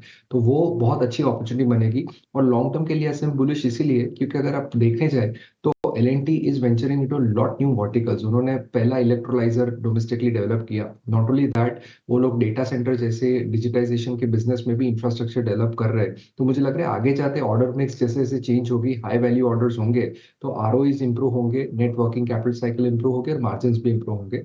तो कोई भी गिरावट आती है एल&टी में तो डेफिनेटली इन्वेस्टर्स उसमें रुचि ले सकते हैं। उन्होंने बात बहुत क्लियर कर दी कि उनको भी तो कुछ कंसर्न्स दिख रहे हैं, इसलिए शॉर्ट टर्म के लिए कोई अगर आना चाहता है, उनको लग रहा है कि 1-1.5 महीने के लिए आ रहा हूँ, तो कृपा करके एल&टी पे ना आए, ऐसा उनका मानना है। और ये बात तो पुरानी हिस्ट्री से भी बता रहे हैं। लेकिन जो बहुत लॉन्ग टर्म है, 2 साल 3 साल तक का व्यू पॉइंट है, उनको ज़रूर SIP से शुरुआत कर देनी चाहिए। ठीक है, सीधा सीधा खरीदना चाहे तो वैसे ही आप देख लो, अगर आप SIP कर सकते हो तब भी आप देख लो। अच्छे शेयर को छोड़ो मत, लेकिन अच्छे शेयर्स को शॉर्ट टर्म के लिए नहीं छेड़ना चाहिए। ये अलग अलग वर्ड है, अलग अलग बात है। तो आपको पार्थिव ने बहुत अच्छे से क्लियर कर दी है। गिरावट पर खरीदारी की राय तो है, बट वो लॉन्ग टर्म के लिए है। ब्रैकेट में लिख दो लॉन्ग टर्म वालों के लिए, और फिलहाल के लिए भी थोड़ा रुक जाएं, थोड़ा इसको सेटल हो जाने दें, फिर देखेंगे। मनीष जी। निश्चित रूप से अब 2 कंपनियों का नतीजे देखते हैं। पीवी फिनटेक के नतीजे बेहतर देखने को मिले हैं। हालांकि दिलचस्प बात यह है कि मैकवेरी ने जो है ना, इसमें अंडर परफॉर्मेंस की रेटिंग रखी है। पार्थिव में जानना चाहता हूं कि जिस तरीके से नंबर्स देखने को मिले पीवी फिनटेक के, कंपनी जो सीधे तौर पर जो है घाटे से मुनाफे में आई है, आप कैसे देख रहे हैं इस नंबर्स को, और आपको क्या लगता है यहाँ से कितनी तेजी देखने को मिल सकती है? किसी के पास है तो क्या करें? एक साइकोलॉजिकल मार्क उन्होंने क्लियर किया है by showing operational profit, because अगर मैं देखने जाऊँ तो लास्ट क्वार्टर इनका जो एबिटा था वो करीबन -5% था, और इस क्वार्टर में इन्होंने +4% किया है। नो डाउट एक ईसॉप का एडजस्टमेंट है, उसमें कोई दो राय नहीं है। लेकिन जो पॉजिटिव्स है नंबर्स में से कि जो उनकी जो रिन्यूअल्स हुई है पॉलिसी की, वहां पे आई थिंक जो प्रॉफिटेबिलिटी का एलिमेंट है वो काफी ज्यादा है, और यूनिट मेट्रिक्स डेफिनेटली इंप्रूव हुए except for the take rate. हम जानते हैं कि इंडस्ट्री वाइड थोड़ा टेक रेट में प्रेशर है, लेकिन हमें लग रहा है कि आई थिंक डेफिनेटली यहाँ पे एक बिजनेस मोमेंटम इंप्रूव हो रहा है। और जो प्रमोटर्स, जो इन तरह की न्यू जनरेशन बिजनेस के प्रमोटर्स की जो माइंडसेट चेंज हो रही है कि let's focus on more on profitability, operational income, rather than only focusing on spending money for customer acquisition cost, तो उस लिहाज से मुझे लग रहा है कि यहाँ पे बिजनेस स्टेबिलिटी बढ़ रही, जिससे आई थिंक आज ये नंबर्स पे मुझे लग रहा है कि मार्केट काफी थम्स अप देगा। हमें लग रहा है कि यहाँ से आई थिंक अपसाइड है पीबी फिनटेक पे, एक इंटरेस्टिंग बेट है। आगे जाते मैनेजमेंट कॉन कॉल में कैसी कमेंट्री बताता है और मोर इम्पोर्टेंटली कितना सस्टेनेबल है इस तरह का operational environment, I think that will be की फैक्टर। एक और देखिए जिसके नतीजे आए हैं, लेकिन नतीजे बेहद ख़राब देखने को मिला। हमने देखा है पूरे सेक्टर में तेजी। एसआरएफ के नंबर्स देखिए, केमिकल से जुड़ी हुई कंपनी है, नतीजे थोड़े ख़राब देखने को मिले हैं। आपने देखा है क्या नंबर्स? और जिस तरीके से हमने देखा है कि पूरे सेक्टर्स में बड़ी तेज़ी थी, अब जिस तरीके से प्रॉफिट देखिए, इनकम देखिए, उसमें कमी देखने को मिली है। एसआरएफ को कैसे देख रहे हैं आप? एफ के पास 3 मेजर डिविजन है। एक तो जो फ्लोरोकेमिकल का डिवीजन है, वहां पे भी हमने इन टर्म्स ऑफ प्राइसिंग वीकनेस देखी है। प्लस उनका जो पैकेजिंग का डिवीजन है, यहाँ पे तो काफी हद तक ज्यादा वीकनेस है, और ये उनके दूसरे पीयर्स में भी हमने देखा था। तो यहाँ पे कोई मतलब सरप्राइज एलिमेंट नहीं है। और उनका जो बेसिक केमिकल्स है, वहां पे भी हमने देखा है वीकनेस है। सी प्रॉब्लम ये है कि पिछले 2-3 क्वार्टर से हमने देखा था कि चाइना में जिस तरह का प्रोडक्शन बढ़ा था पोस्ट कोविड ओपनिंग, तो उन्होंने वर्ल्ड ओवर काफी केमिकल डंपिंग की थी, जिससे प्राइसिंग में काफी इम्पैक्ट आई थी। और इंडिया के ट्रेडर्स जो है वो हमेशा प्राइस आर्बिट्राज पे खेलते, तो हमने देखा था कि डोमेस्टिक कंपनीज को काफी कॉम्पिटिटिव एनवायरनमेंट फेस करना पड़ा था, जिसकी वजह से वॉल्यूम्स भी कम हुए थे। तो वॉल्यूम कम हुए थे, प्राइसिंग एनवायरनमेंट कम था, तो उस लिहाज से ऑपरेटिंग डीलेवरेजेस हमने देखी है, बहुत सारी केमिकल कंपनीज में एक्सपीरियंस हुई है। मुझे लग रहा है कि आने वाले 2-3 क्वार्टर्स वीक रह सकते हैं, लेकिन एसआरएफ जैसी कंपनी जो अभी भी काइंड ऑफ मुझे लग रहा है कि वैल्यूएशन के लिहाज से रिच है, अगर कोई ज्यादा करेक्शन आता है तो मुझे लगता है कि लॉन्ग टर्म के लिहाज से it's a fantastic company. 15,000 crore का कैपेक्स है आने वाले 3-4 साल में। अगर उसको थोड़ा टेपर भी करते हैं तो भी मुझे लग रहा है कि रेवेन्यू रन रेट और वॉल्यूम ग्रोथ जब कैचअप होगा तो ये कंपनी शानदार रिटर्न देने में सक्षम रहेगी। लेकिन यहाँ पे वैल्यूएशन के कंसर्न से मैं अभी अवॉइड करूंगा। कोई भी गिरावट आती है कोई 10-15% की, तो definitely SRF is a very good company to own. यानी एसआरएफ पे भी पॉइंट मिल गया होगा। पारसी ने आपको बैक टू बैक 3 शेयर्स के बारे में बता दिया, पीबी फिनटेक, एसआरएफ, और साथ ही साथ मैंने एलएनटी के बारे में पता किया। टेक्निकल्स तैयार हो जाइए, मैं फटाफट से आपसे बहुत सारे शेयर्स पता करने जा रहा हूँ। पहले रत्नेश, आपकी ट्रेडिंग कॉल्स मिस हो रही है हमसे, पहले जरा वो बता दीजिए। गुड मॉर्निंग डिम्पी जी, गुड मॉर्निंग एवरीवन, सभी दर्शकों को सुप्रभात। और सबसे पहले तो सुबह सुबह जो आपने मेरी हौसला अफजाई करी इसके लिए बहुत बहुत धन्यवाद। नहीं सर, और आपने एक्स्ट्रा दबाव बना दिया मेरे ऊपर। सर ये दबाव नहीं है सर, ये हमारा प्यार है, ये हमारा प्यार है सर, हमारा दबाव नहीं है। आज 2 दिन स्विंग होने वाला, ज्यादा जिम्मेदारी बढ़ेगी उनके ऊपर। हाँ, आपकी एनर्जी लेवल पे बहुत अलग ही दिख रही है आज बजट के एक दिन पहले, तो ये भी बहुत ही अलग ही मजा आ रहा है शो करने में।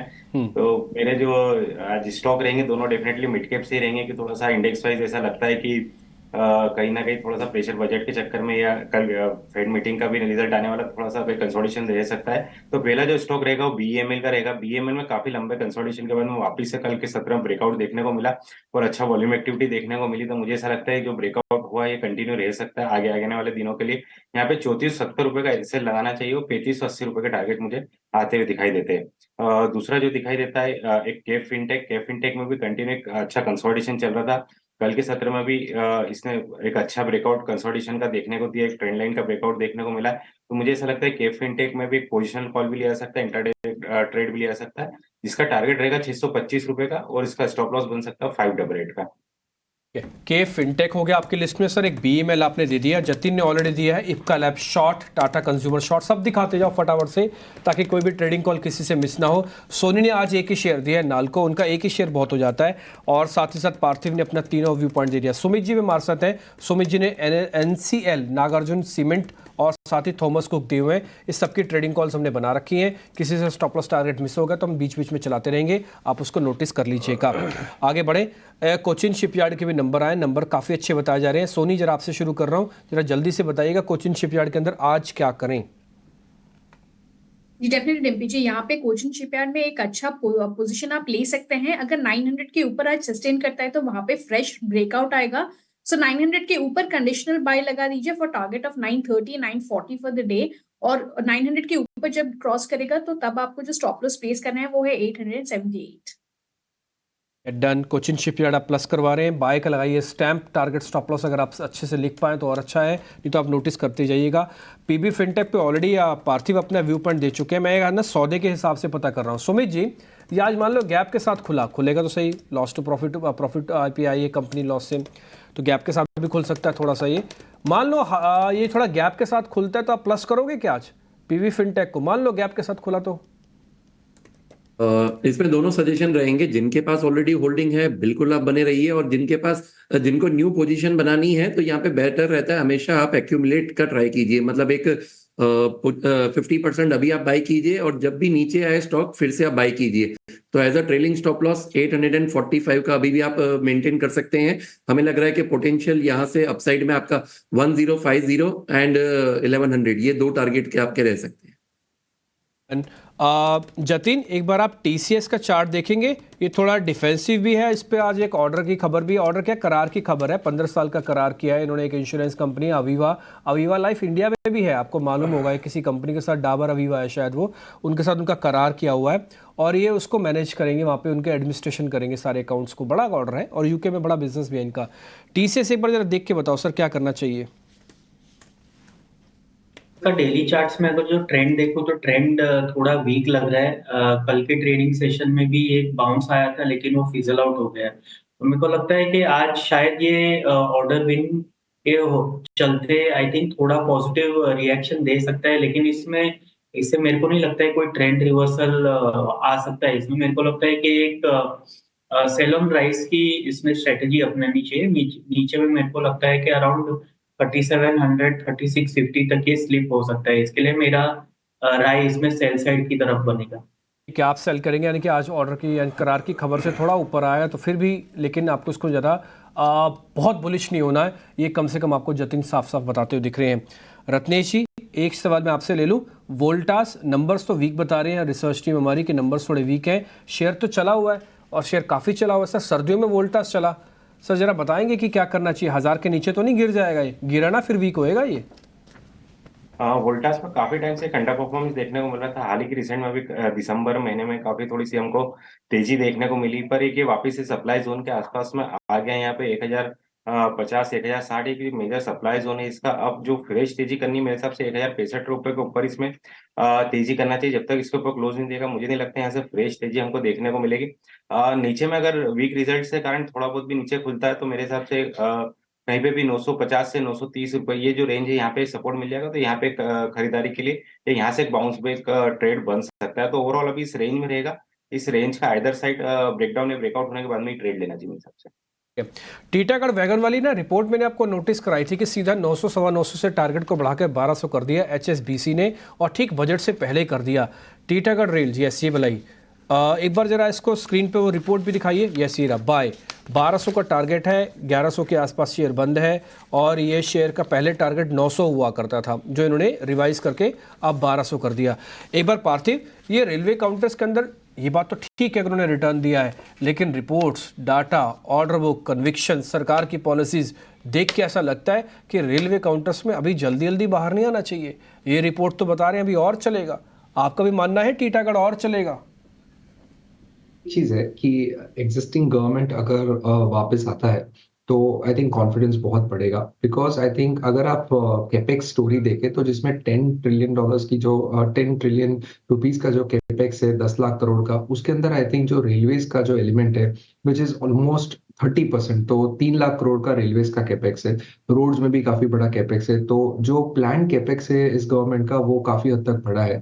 उस लिहाज से मुझे लग रहा है कि रेलवेज के अंदर जितनी भी लिस्टेड स्पेस में कंपनी है, बिकॉज बहुत सारी कंपनीज अनलिस्टेड स्पेस में भी कामगिरी करती है, तो लिस्टेड स्पेस में कंपनीज है, उसका आने वाले 3 साल में ऑर्डर बुक की जो क्षमता है वो ही 2 to 3 टाइम्स बढ़ने वाली है। तो रेवेन्यू विजिबिलिटी आई थिंक इस बार जिस तरह की दिख रही इन कंपनीज के लिए, that is never been in the past.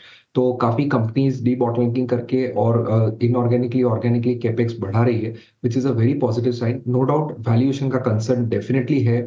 बहुत सारे ये स्टॉक्स रन अप कर चुके हैं, उन्होंने ऊंचे वैल्यूएशंस पे QIP से पैसे भी रेज किए, विच गोज टू शो के विच is a good thing for existing share holders, because ये जो पैसे आगे जाते वर्किंग कैपिटल के लिए काम में आएंगे। मुझे लगता है करेक्शन आ सकता है, जिसके पास कोई भी रेलवे के स्टॉक्स ना हो यहाँ पे एंट्री ना करे, लेकिन किसी के पास अगर पुरानी लो कॉस्ट की प्राइसिंग हो तो डेफिनेटली आने वाले 3 साल के लिए स्टॉक्स को होल्ड कर सकते हैं। तो आप अगर लंबा नजरिया है तो आप शेयर को होल्ड करके चल सकते हैं, लेकिन बिना देरी किए अब एक बिगुल बजाते हैं, फिर आप समझ जाएंगे कि मैं बात किसकी कर रहा हूँ।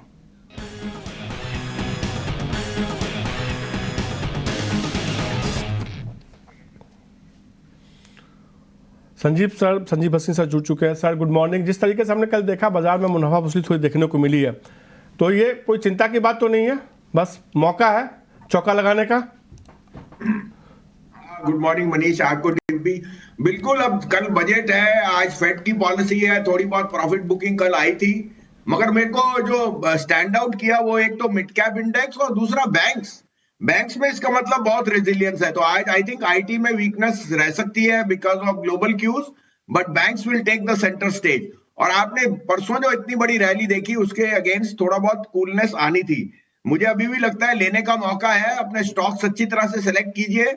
Numbers are telling us that certain fintechs are outperforming. आपको ये भी बता दूं मनीष जी, 2 दिन पहले आपको एक एसएमई स्टॉक दिया था इलेक्ट्रोफोर्स, उसकी रीजनिंग भी दी थी। 117 वाला 2 दिन में 148 हो गया। तो ये शेयर बाजार को आपको गेज करना है। बुल मार्केट में ऐसे ही मोमेंटम रहेगा, उतार चढ़ाव के साथ पैसा तभी बनेगा जब आप डिप खरीद सकते हो। ईटी स्वदेश देखिए और पैसा कमाइए। सर कमाई वाले फिर शेयर भी बताइए। संजीव सर कमाई वाले शेयर से बताइए। खैर बताते रहिए, कमा भी रहे, आगे भी बताइए सर। तो पहले तो मैं आपको बता दूं, देखो ये मैं कह नहीं रहा, एज एन ऑब्जर्वेशन ग्रासिम का 4000 करोड़ का राइट फुली सब्सक्राइब हो गया है। 4000 करोड़ बैंक अकाउंट में आ गए। कल जब आपके आइडिया के रिजल्ट आए, उन्होंने बताया एबिटा पॉजिटिव था, 42% एबिटा मार्जिन और लोएस्ट लॉस हुआ है उनका। साथ में उन्होंने कहा आरपू 145 और प्रमोटर 2000 करोड़ डालेगा। मैं रीड बिटवीन द लाइन नहीं कर रहा। Grasim is a promoter company of Vodafone. As a disclosure हमने वोडाफोन ये 14 साढ़े 14 में थोड़ा बहुत इकट्ठा किया है। हमें लगता है the game plan of a new investor will set the cat amongst the pigeon, और ये वापस 18 साढ़े 18 जा सकता है। ये हमें देखना है और फंडिंग कैसे आएगी, ये एक ऑब्जर्वेशन है, आप अपना डिलीजेंस चेक कीजिए। दूसरा, आपको जैसे कहा मुझे पीबी फिनटेक के नंबर बहुत पसंद है। डिम्पी जी, मैं 4 महीने से आपको कह रहा हूं PB fintech will be an outperformer in fintech along with Paytm. PB fintech यहां से 30% भी बढ़ जाए कोई बड़ी बात नहीं होगी इन द नेक्स्ट 4 मंथ्स। और वो एक न्यू हाई पे कल रिजल्ट्स बहुत ही शानदार थे। तो पीबी फिनटेक लीजिए, 1150 का पहला टारगेट है। मैं रूल आउट नहीं करता 1200 रुपए भी इसमें आ जाएगा इन द नेक्स्ट 6 मंथ। दूसरे 2 मेरे क्वालिटी पिक्स है। आपने देखा कल टाटा मोटर है सरपास मारुति, और मुझे लगता है Tata com will be the next, जो जिसे कहते हैं कंपनी फ्रॉम देयर स्टेबल, जहां न्यू हाईएस्ट क्या न्यू मोमेंटम आएगा। अंडरग्राउंड जो सी के उनकी जो केबल्स है that is doing extremely well, और वॉल्यूम और मार्जिन दोनों इंक्रीज होंगे। तो 1850 का पहला टारगेट है टाटा कॉम का। लेकिन ये अगर आप इस साल रखें तो 2500 का भी टारगेट आ जाए, मुझे अचंबा नहीं होएगा। 1710 का 1650 का आपका स्टॉप लॉस है। दूसरा मेरा पिक है नेस्ले। देखिए नेस्ले के results will be the best in the FMCG basket, कोई दो राय नहीं। And their milk and dairy products are doing extremely well aside from their other portfolio. उन्होंने अब हर कैटेगरी, आपको शायद पता ना हो कि न्यूबॉर्न्स के लिए जो उनकी कैटेगरी है, it is seeing a 100% growth on a quarter to quarter. I mean it's a small base, but जो जिस तरह से वो प्रोडक्ट की डेवलपमेंट कर रहे हैं, Nestle is a must have in the FMCG market, और वो भी एट अ टाइम जब मार्केट में वॉलेटिलिटी हाई है। देखिए शेयर बाजार में आपको रहना पड़ेगा, तभी आप आगे कमा सकते हैं। आपने प्रॉफिट बुकिंग जहां भी की है, क्वालिटी स्टॉक्स में घुसिए। नेस्ले का टारगेट मुझे 2740 का दिखता है और 2425 का stop loss. 3 share Sanjeev sir की तरफ से नेस्ले में खरीदारी करने के साथ 2740 का लक्ष्य होगा। इसके अलावा पीबी फिनटेक उनको पसंद आ रहा है, खरीदारी करने की सलाह दे रहे हैं, वहाँ भी मजबूती देखने को मिल सकती है।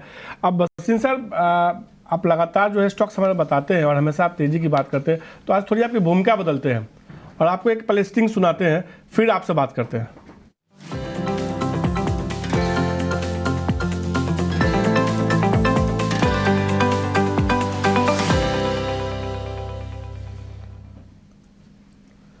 सर, जिस तरीके से आपके ऊपर जिम्मेदारी है ना हमारे तमाम दर्शकों को एक से बढ़कर एक शेयर बताने की, तो आज जिम्मेदारी आपकी ये है कि आप भी वित्त मंत्री हैं। आज बतौर वित्त मंत्री, अब बजट कल पेश होने वाला है, आपके हिसाब से क्या फैसले होने चाहिए या क्या हो सकते हैं, ये जिम्मेदारी आज आपके लिए?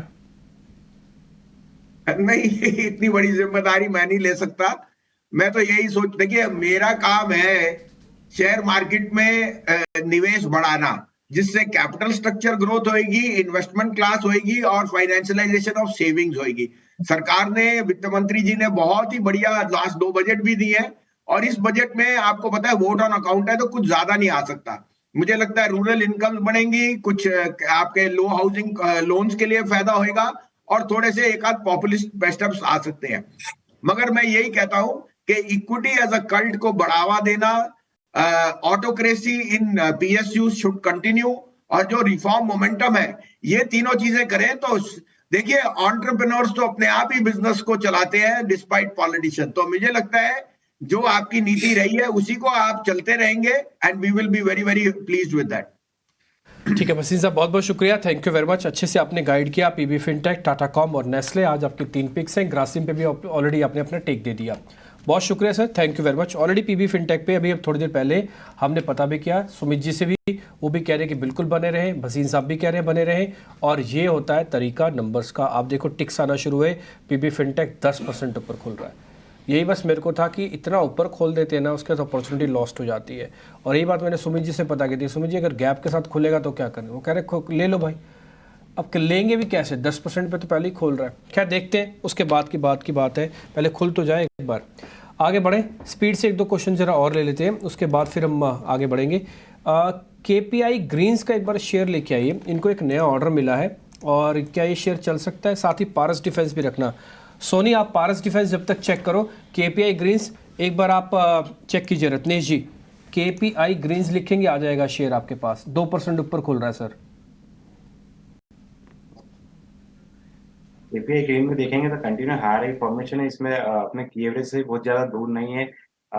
इसमें किसी भी तरह की चार्ट में कोई अभी इसमें वीकनेस नहीं दिखाई देती है, तो बिल्कुल इसमें अभी जिनके पास है उनको बिल्कुल बने रहना चाहिए। और कोई नहीं लेने की चेष्टा रख रहा है तो मेरे हिसाब से यहाँ पे भी कोई बुरा नहीं, क्योंकि रिस्क रिवॉर्ड शो फेवर में बैठता है। थोड़ा सा वोलेटिलिटी को देखते हुए थोड़ा सा डीप स्टॉप लॉस लगा ले 1540 रुपए का।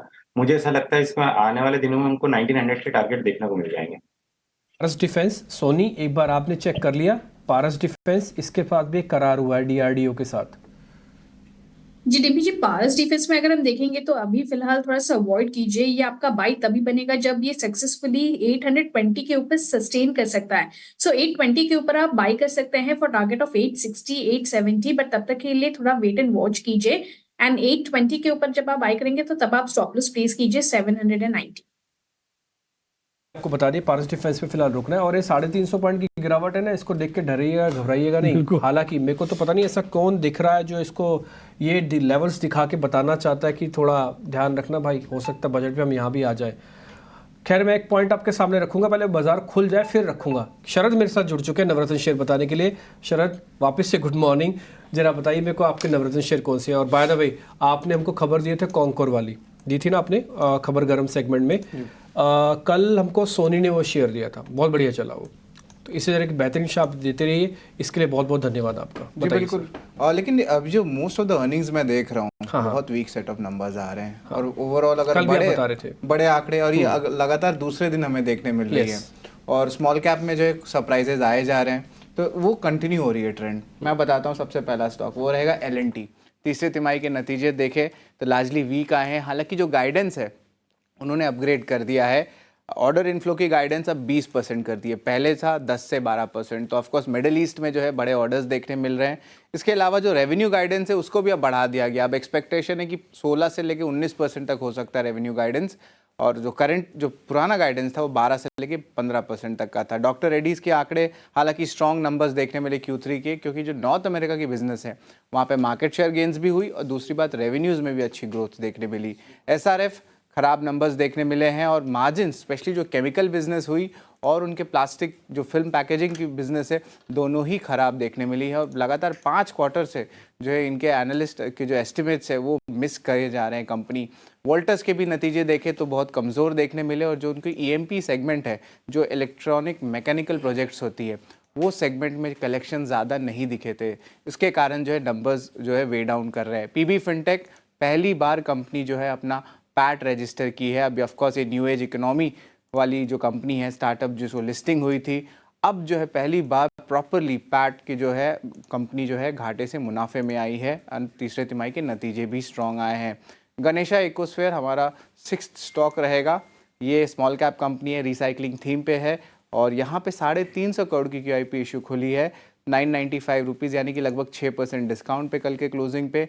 और इम्पॉर्टेंटली यहाँ पे जो HNI और मार्केट इन्वेस्टर्स का इंटरेस्ट है गणेश इकोस्फीयर में वो बहुत स्ट्रॉन्ग है। TCS ने भी जो है अवीवा के साथ 15 साल का करार किया है और इम्पॉर्टेंटली देखिए तो BFSI का ये ऑर्डर है और ये एक टाइप से जो है इंडस्ट्री एक्सपर्ट्स कह रहे हैं कि अब ये बॉटम आउट हो गया है और ओवरऑल 2.5% का ग्रोथ का कंट्रीब्यूशन कर सकता है ये डील, ये ब्रोकरेजेस हाउस का मानना है। लेकिन जो सबसे बड़ा बिग बोल्ड ब्रोकरेज वाला हमारा स्टॉक है वो रहने वाला है Titagarh wagons. End of course expected है कि बजट में भी जो इंटरिम बजट में कुछ बेनिफिशियरी अनाउंसमेंट्स आ सकते हैं रेलवेज़ के लिए। HSBC ने जो है अपनी जो रिकमेंडेशन है उसको वापस स्टार्ट किया है और बाई रेटिंग रखा है, लक्ष्य लेकिन बढ़ा दिया है 970 से लक्ष्य बढ़ा के कर दिया है 1200 रुपीज़ का। और जो कॉम्पिटिटिव पोजीशन है उनके स्पेशली पैसेंजर कोच बिजनेस में उसमें जो है बहुत बुलिश नज़रिया रहा है। हमारा आखिरी स्टॉक जो खबर है वो रहने वाला है नाल्को। यहाँ पे जो है हमारी चैनल चेक सजेस्ट करें कि एक बड़ी ऑर्डर्स देखने मिल सकती है, लेकिन ये ऑर्डर जो है इंटरेस्टिंग है। सोलर फोटोवोल्टाइक जो सोलर पैनल्स होते हैं उसको जब आप बनाते हैं ना तो कम से कम 50 से लेकर 60% तक जो है एल्यूमिनियम लगता है। अब एल्यूमिनियम का जो सबसे बड़ा प्लेयर है वो है आपके नाल्को, तो यहाँ पे एक्सपेक्टेशंस है कि बड़े ऑर्डर फ्लोज जो है यहाँ पे देखने मिल सकते हैं। और याद रखिएगा कि जो बाइंग जो है जो हम 130 लेवल से ऑलरेडी वॉल्यूम्स में अच्छी स्ट्रेंथ देखने मिल रही है, तो इस स्टॉक को भी अपने रडार में ज़रूर रखिएगा नाल्को। ठीक है शरद, बहुत बहुत शुक्रिया। वैसे मैं बोलूँ आपका नाम और ना सोनी का नाम दोनों का एस से शुरू होता है, ठीक है ना, और दोनों के ना शेयर्स भी मिलते हैं। आज सोनी ने नाल्को दिया है ट्रेडिंग कॉल्स में, आज आपने नाल्को बोला। जिस दिन आपने कंटेनर कॉर्पोरेशन बोला उस दिन सोनी ने कंटेनर। सोनी आपके कोई रिश्तेदार तो नहीं है ना शरद जो हमारे साथ दिख रहे हैं? एक बार जरा सोनी को दिखाना और एक बार शरद को भी दिखाना, जरा शक्ल भी मैच कर ले। कोई रिश्तेदारी तो नहीं है सोनी जी? कोई रिश्तेदारी तो नहीं है ना? शरद को भी दिखाओ जरा विंडो में। हाँ नहीं ऐसा लग तो नहीं था। शरद कुछ नहीं है ना? नहीं ठीक है डन। लेकिन टेलीपैथी मैच करती है। बहुत बहुत शुक्रिया, थैंक यू वेरी मच। बढ़िया से आपने शेयर्स बता दिए, अच्छा लगा सर। शरद बहुत शुक्रिया, थैंक यू वेरी मच। आगे बढ़े, कुछ ब्रेकआउट शेयर्स वगैरह हम जरा चेक करवा लें। एक दो शेयर है मेरे पास लिस्ट में, मैं जरा टेक्निकल्स वालों की हेल्प लूँगा उसमें, उनको जरा चेक करवाने में। जरा रेन इंडस्ट्रीज़ चेक कीजिए रत्नेश जी। रेन इंडस्ट्रीज़ चलेगा कि नहीं चलेगा?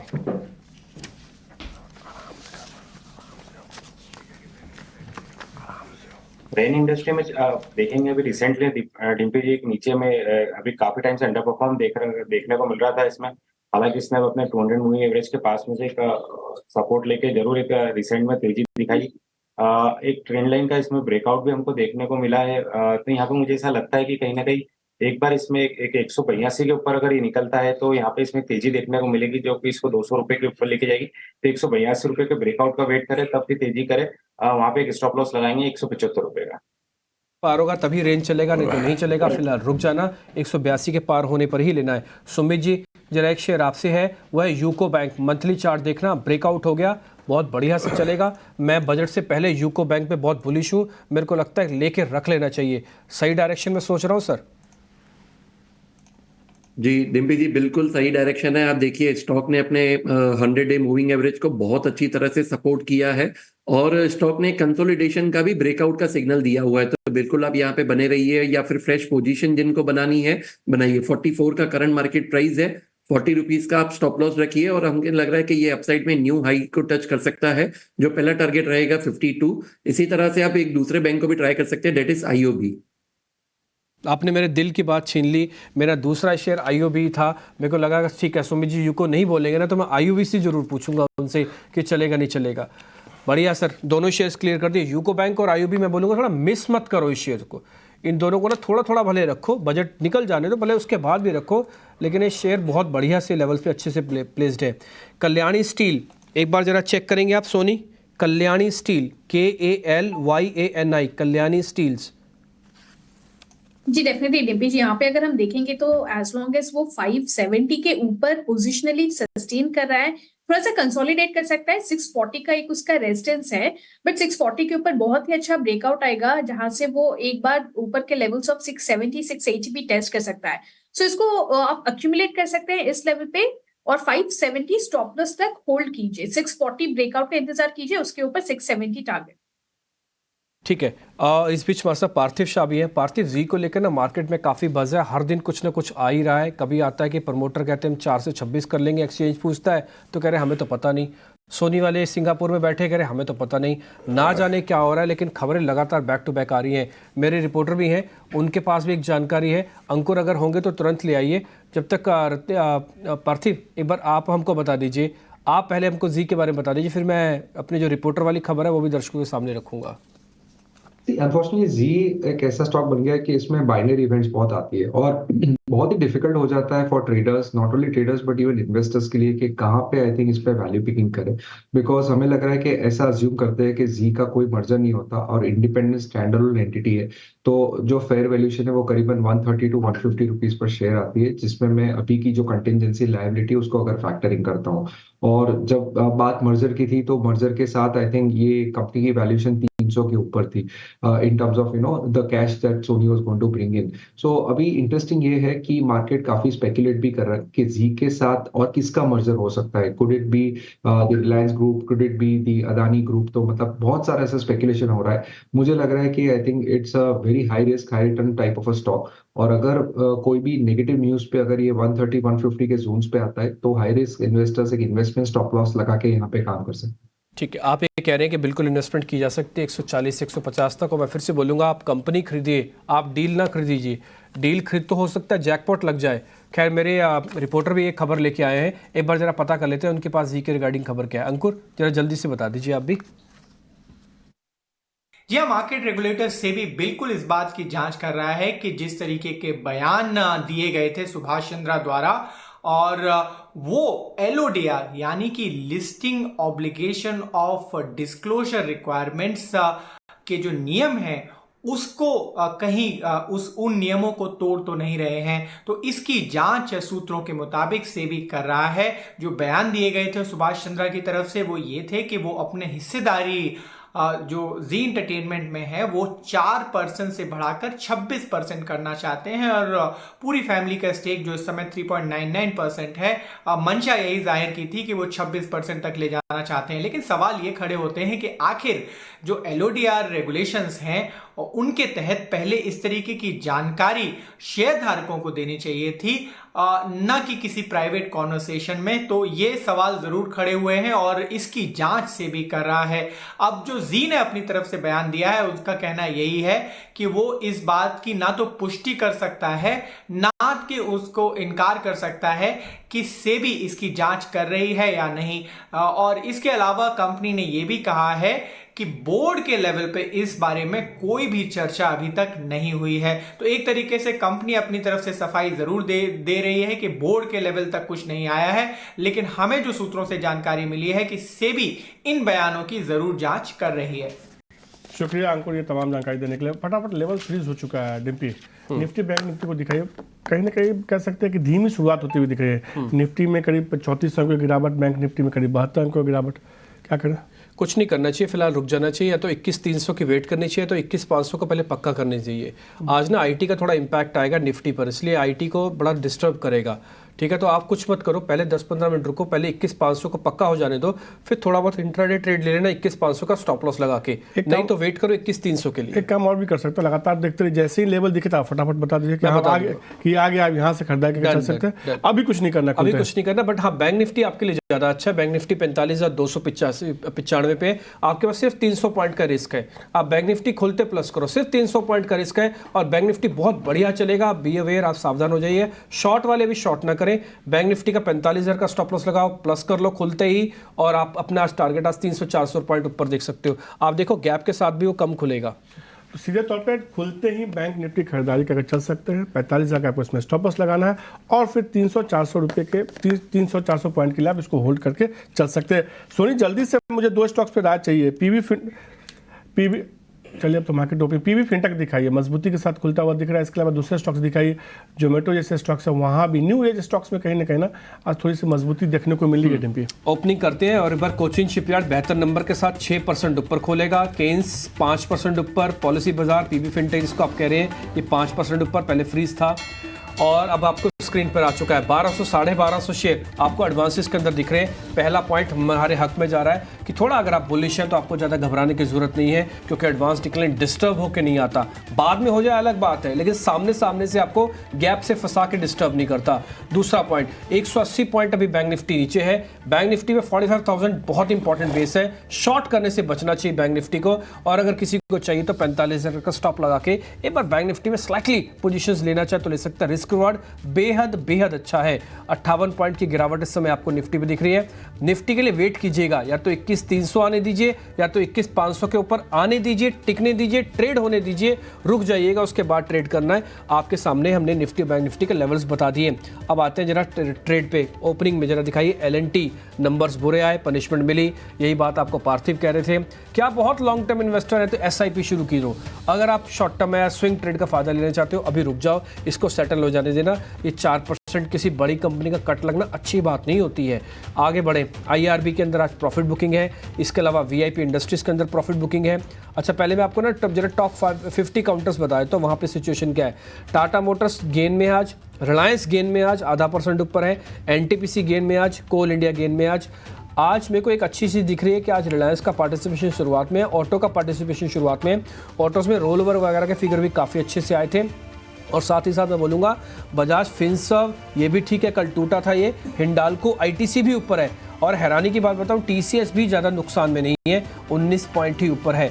तो मेरे को IT के 2-4 बड़े शेयर्स चाहिए थे, उसमें से एक TCS तो मेरे को दिख गया, बट इन्फोसिस उसके NT है, थोड़ा सा गिरावट है, ज़्यादा नहीं है। तो मेरे को लग रहा है कि शायद IT कंपनीज ज़्यादा डिस्टर्ब आप नहीं करेंगी।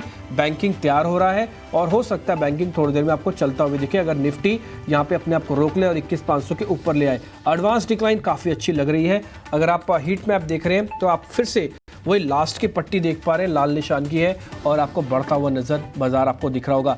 परसेंटेज में जहां पे नंबर्स ज़्यादा खराब आएंगे ना, वहां पे पोजीशन ऐसे मिलेगी LNT जैसे, और रिलायंस, टाटा मोटर्स, ONGC ये फ्लैट आधा 1% करके बाजार को मैनेज करने की कोशिश कर रहे हैं। हमने सुबह भी आपके सामने बात रखी थी कि वेटेज और अर्निंग्स आज का फ्लेवर है मार्केट का। आज वेटेज से और अर्निंग से सिर्फ चर्निंग होगी, नो ब्रेकआउट, नो ब्रेकडाउन्स। आज ऐसा लगता तो नहीं है। मनीष आपको जल्दी से बता देंगे छोटे मझोले शेयर, फिर आपको ओपनिंग ट्रेड के लिए आप तैयार हो जाइएगा, हम भी तैयार हैं।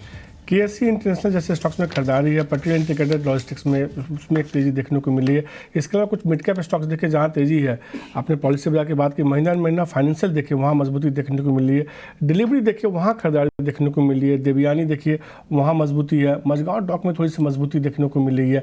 तो कुछ एक अलग अलग सेक्टर्स के जो स्टॉक्स हैं, RS सॉफ्टवेयर देखिए, मिड कैप IT में 2 स्टॉक्स जहाँ खरीदारी देखने को मिली है, खासतौर पर RS software, nuclear software, Asia Infosystem जैसे स्टॉक्स में खरीदारी। बुल स्टार में थोड़ी सी मजबूती देखने को मिल रही है। बैंकों में देखिए, मिड कैप बैंकों में देखिए, स्मॉल कैप में तो धनलक्ष्मी बैंक, करूर वैश्य बैंक जैसे स्टॉक्स हैं जहां थोड़ी खरीदारी देखने को मिली। अच्छी बात यह है कि मिड कैप स्टॉक्स में थोड़ी खरीदारी देखने को, आज वापस से आप देखिए कोरोमंडल इंटरनेशनल फर्टिलाइजर में खरीदारी है, मैंगलोर केमिकल फर्टिलाइजर वहाँ खरीदारी देखने को मिल रही है।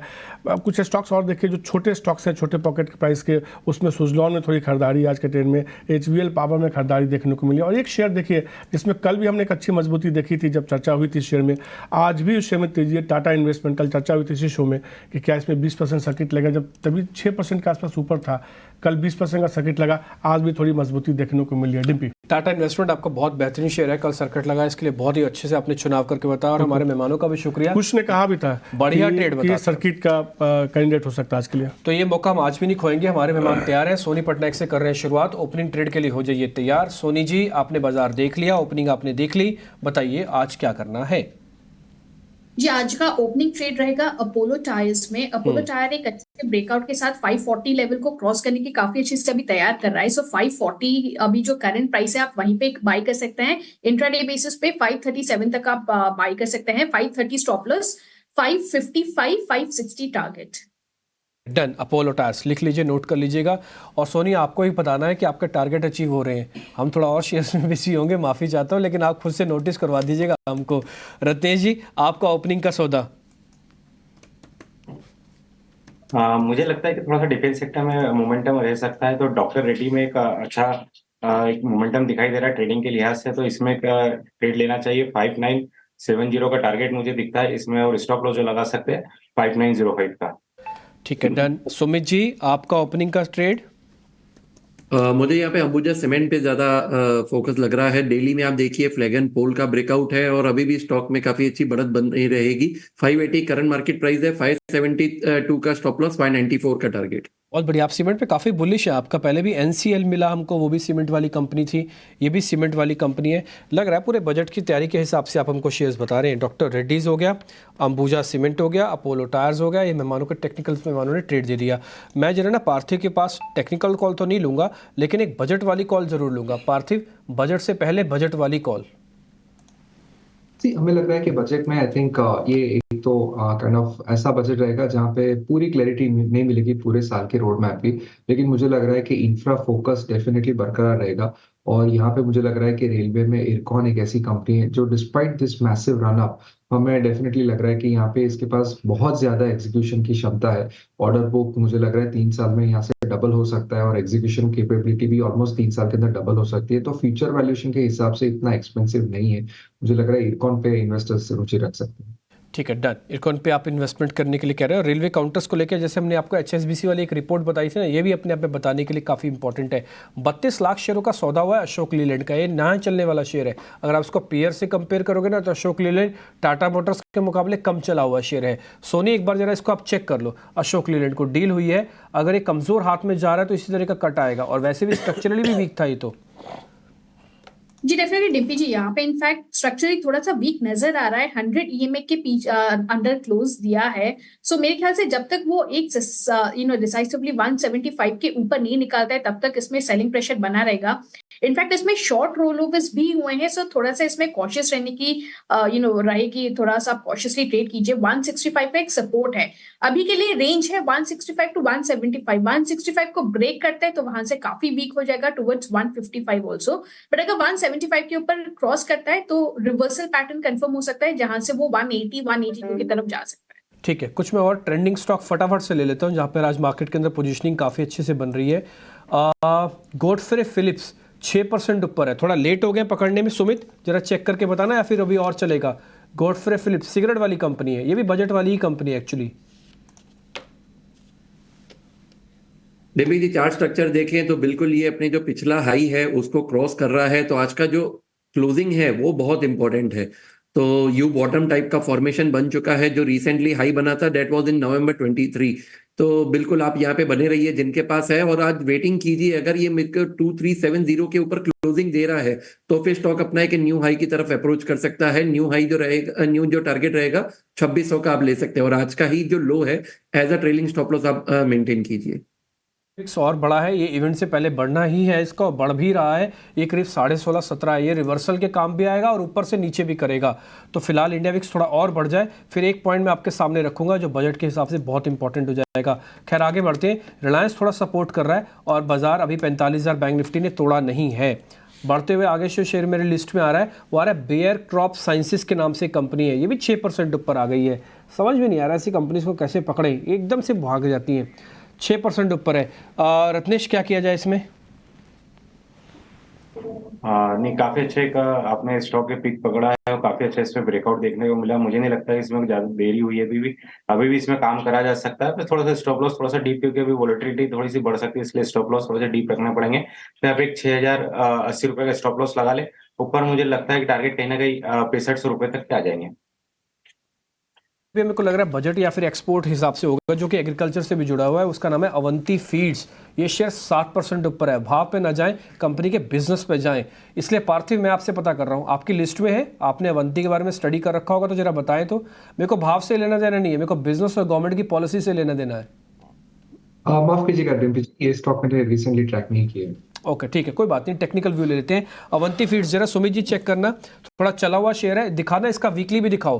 थोड़ा चला हुआ शेयर है, क्या किया जाए? डिम्बी जी, थोड़े टाइम पहले हमने ही डिस्कस किया था ये स्टॉक को, और सभी टारगेट जो रीसेंट थे वो अचीव हुआ था। उसके बाद प्रॉफिट बुकिंग आया हुआ है। तो मैं यहाँ पे अभी भी थोड़ा सा वेट करूंगा। अगर स्टॉक 460 के ऊपर सस्टेन कर रहा है तो आप देखेंगे वीकली में कप एंड हैंडल का भी ब्रेकआउट आ सकता है। So just wait for the levels of 460। ठीक है, मार्केट एक बार वापस से दिखा दीजिए। और 45,000 को बचाने की बैंक निफ्टी निफ्टी भरकस कोशिश कर रहा है। निफ्टी के पास या तो इसको 21,500 लाना होगा, टिकाना होगा, 5-10 मिनट टिक जाए 21,500 के ऊपर, धीरे धीरे करके सौदे प्लस करना, 21,500 का स्टॉप लॉस लगाना, क्लियर कर देते हैं आपको, नहीं तो 21,300 के लिए वेट कर लो। अभी कुछ नहीं करना, अभी क्या करेगा, ऐसे शेक करेगा सिर्फ, और जो कमजोर दिल वाले उनको उठा के बाहर फेंक देगा। तो थोड़ा रुक जाओ अभी आप। आते हैं बैंक निफ्टी पे। बैंक निफ्टी में रिस्क रिवॉर्ड अच्छा है, 45,000 का एक स्टॉप लॉस आपका लगा हुआ है, पक्के से लगा के रखना, और अगर टूटता है तो बाहर निकल जाना, नहीं तो 45,000 का स्टॉप लॉस लगा के हल्की पोजीशन लेके बैठ जाओ, आपका रिस्क रिवॉर्ड काफ़ी अच्छा है। आज सुबह सोनी भी यही बात कह रही थी। एक शेयर मेरी लिस्ट में और है, मैं जरा जल्दी से उसके बारे में और पता कर लेता हूँ। उस शेयर का नाम है ओलेक्ट्रा ग्रीन्स। अच्छा छोड़ दे, तो काफ़ी चल चुका है, इसमें क्या सौदा लेंगे अब। मेदांता दिखाओ आप, मेदांता एक बार जरा मेदांता स्क्रीन पे देखे आइए। ये बजट से पहले हॉस्पिटल वाला शेयर क्यों चल रहे हैं, मेदांता जरा मेदांता दिखाइए तब। और ये है पिरामिड फार्मा भी चल रहा है। आयुष्मान भारत पर सरकार जो है ना अपना बढ़ा सकती है, खर्च और दायरा बढ़ा सकती है। हालांकि मेरे को लगता नहीं कि आयुष्मान भारत वाले जो क्लाइंट्स होंगे मेदांता जाएंगे, क्योंकि मेदांता तो बहुत ही महंगा है। ठीक है, जरा जरा ये दिखाना है, स्क्रीन पर लेके आइए मेदांता, है ना। एक बार जरा पार्थिव इस पे आपकी रिकमेंडेशन। फार्मा में कुछ आ सकता है क्या इंपॉर्टेंट? अगर कुछ ऑब्जर्वेशन है तो बताओ फिर से।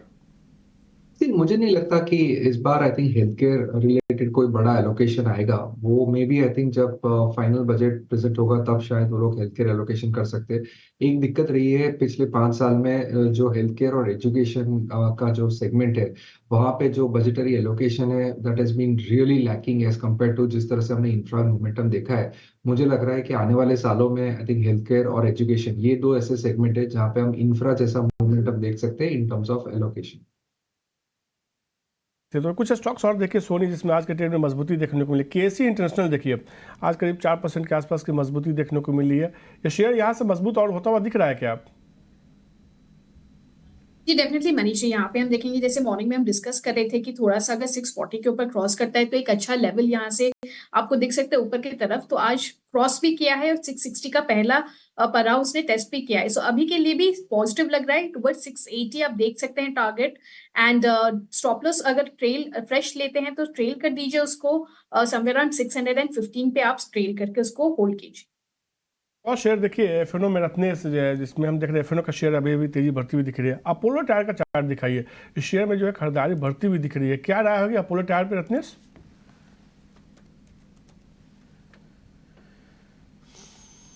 रत्नेश आवाज आ रही है? अपोलो टायर बिल्कुल एक फ्रेश ब्रेकआउट इसने दिया है, तो अपोलो टायर में जो तेजी बनी है बिल्कुल बरकरार रह सकती है। ये 550-560 तक के लिए जाएगी, तो इसमें बिल्कुल तेजी करना चाहिए। 528 रुपये का स्टॉप लॉस लगा। ठीक है, डिक्सन टेक्नोलॉजीज एक बार लेके आई। जरा नीचे खबर आ रही है कि मोबाइल फ़ोन के पार्ट्स पर इंपोर्ट ड्यूटी में कुछ कटौती की है सरकार ने, ऐसी कुछ खबरें आ रही है। डिक्सन टेक्नोलॉजीज मोबाइल के बनाता है, कंपोनेंट बनाता है, ये बहुत सारी चीज़ें बनाता है, उसमें मोबाइल इसका बहुत बढ़िया प्ले है। और ये सैमसंग वगैरह भी इसका क्लाइंट है, नोकिया भी इसका पहले क्लाइंट रह चुका है। डिक्सन टेक्नोलॉजीज बकायदा 1% ऊपर है। और मैं ना एक बात आपको बता दूँ, डिक्सन टेक्नोलॉजी भी कल शिल्पा राउत ने हमको एक ट्रेड दिया था ऑप्शंस का। मैं अपने प्रोड्यूसर साहब से रिक्वेस्ट करूंगा, आप ना एक बार उनका फोनो जो क्लोजिंग पे हुआ था, क्लोजिंग शो में ऑप्शंस का चैंपियन डिक्सन टेक्नोलॉजी था, एक बार वो फोनो कटवा के ले आना और शिल्पा को वापस मिलाना। शिल्पा को फोन मिलाओ, आप छोड़ दो फोन वोट कटवाओ, आप शिल्पा का फोन मिलाओ एक बार। और डिक्सन टेक्नोलॉजीज एक बार जबरदस्त ऊपर आ रहा है। एक बार मैं जरा टेक्निकल चेक करवाता हूँ। शिल्पा राउत को फोन मिला लो एक बार, guest coordination team Shilpa Raut को फोन मिलाइए। सोनी एक बार जरा आप चेक करो डिक्सन टेक्नोलॉजीज क्या किया जाए।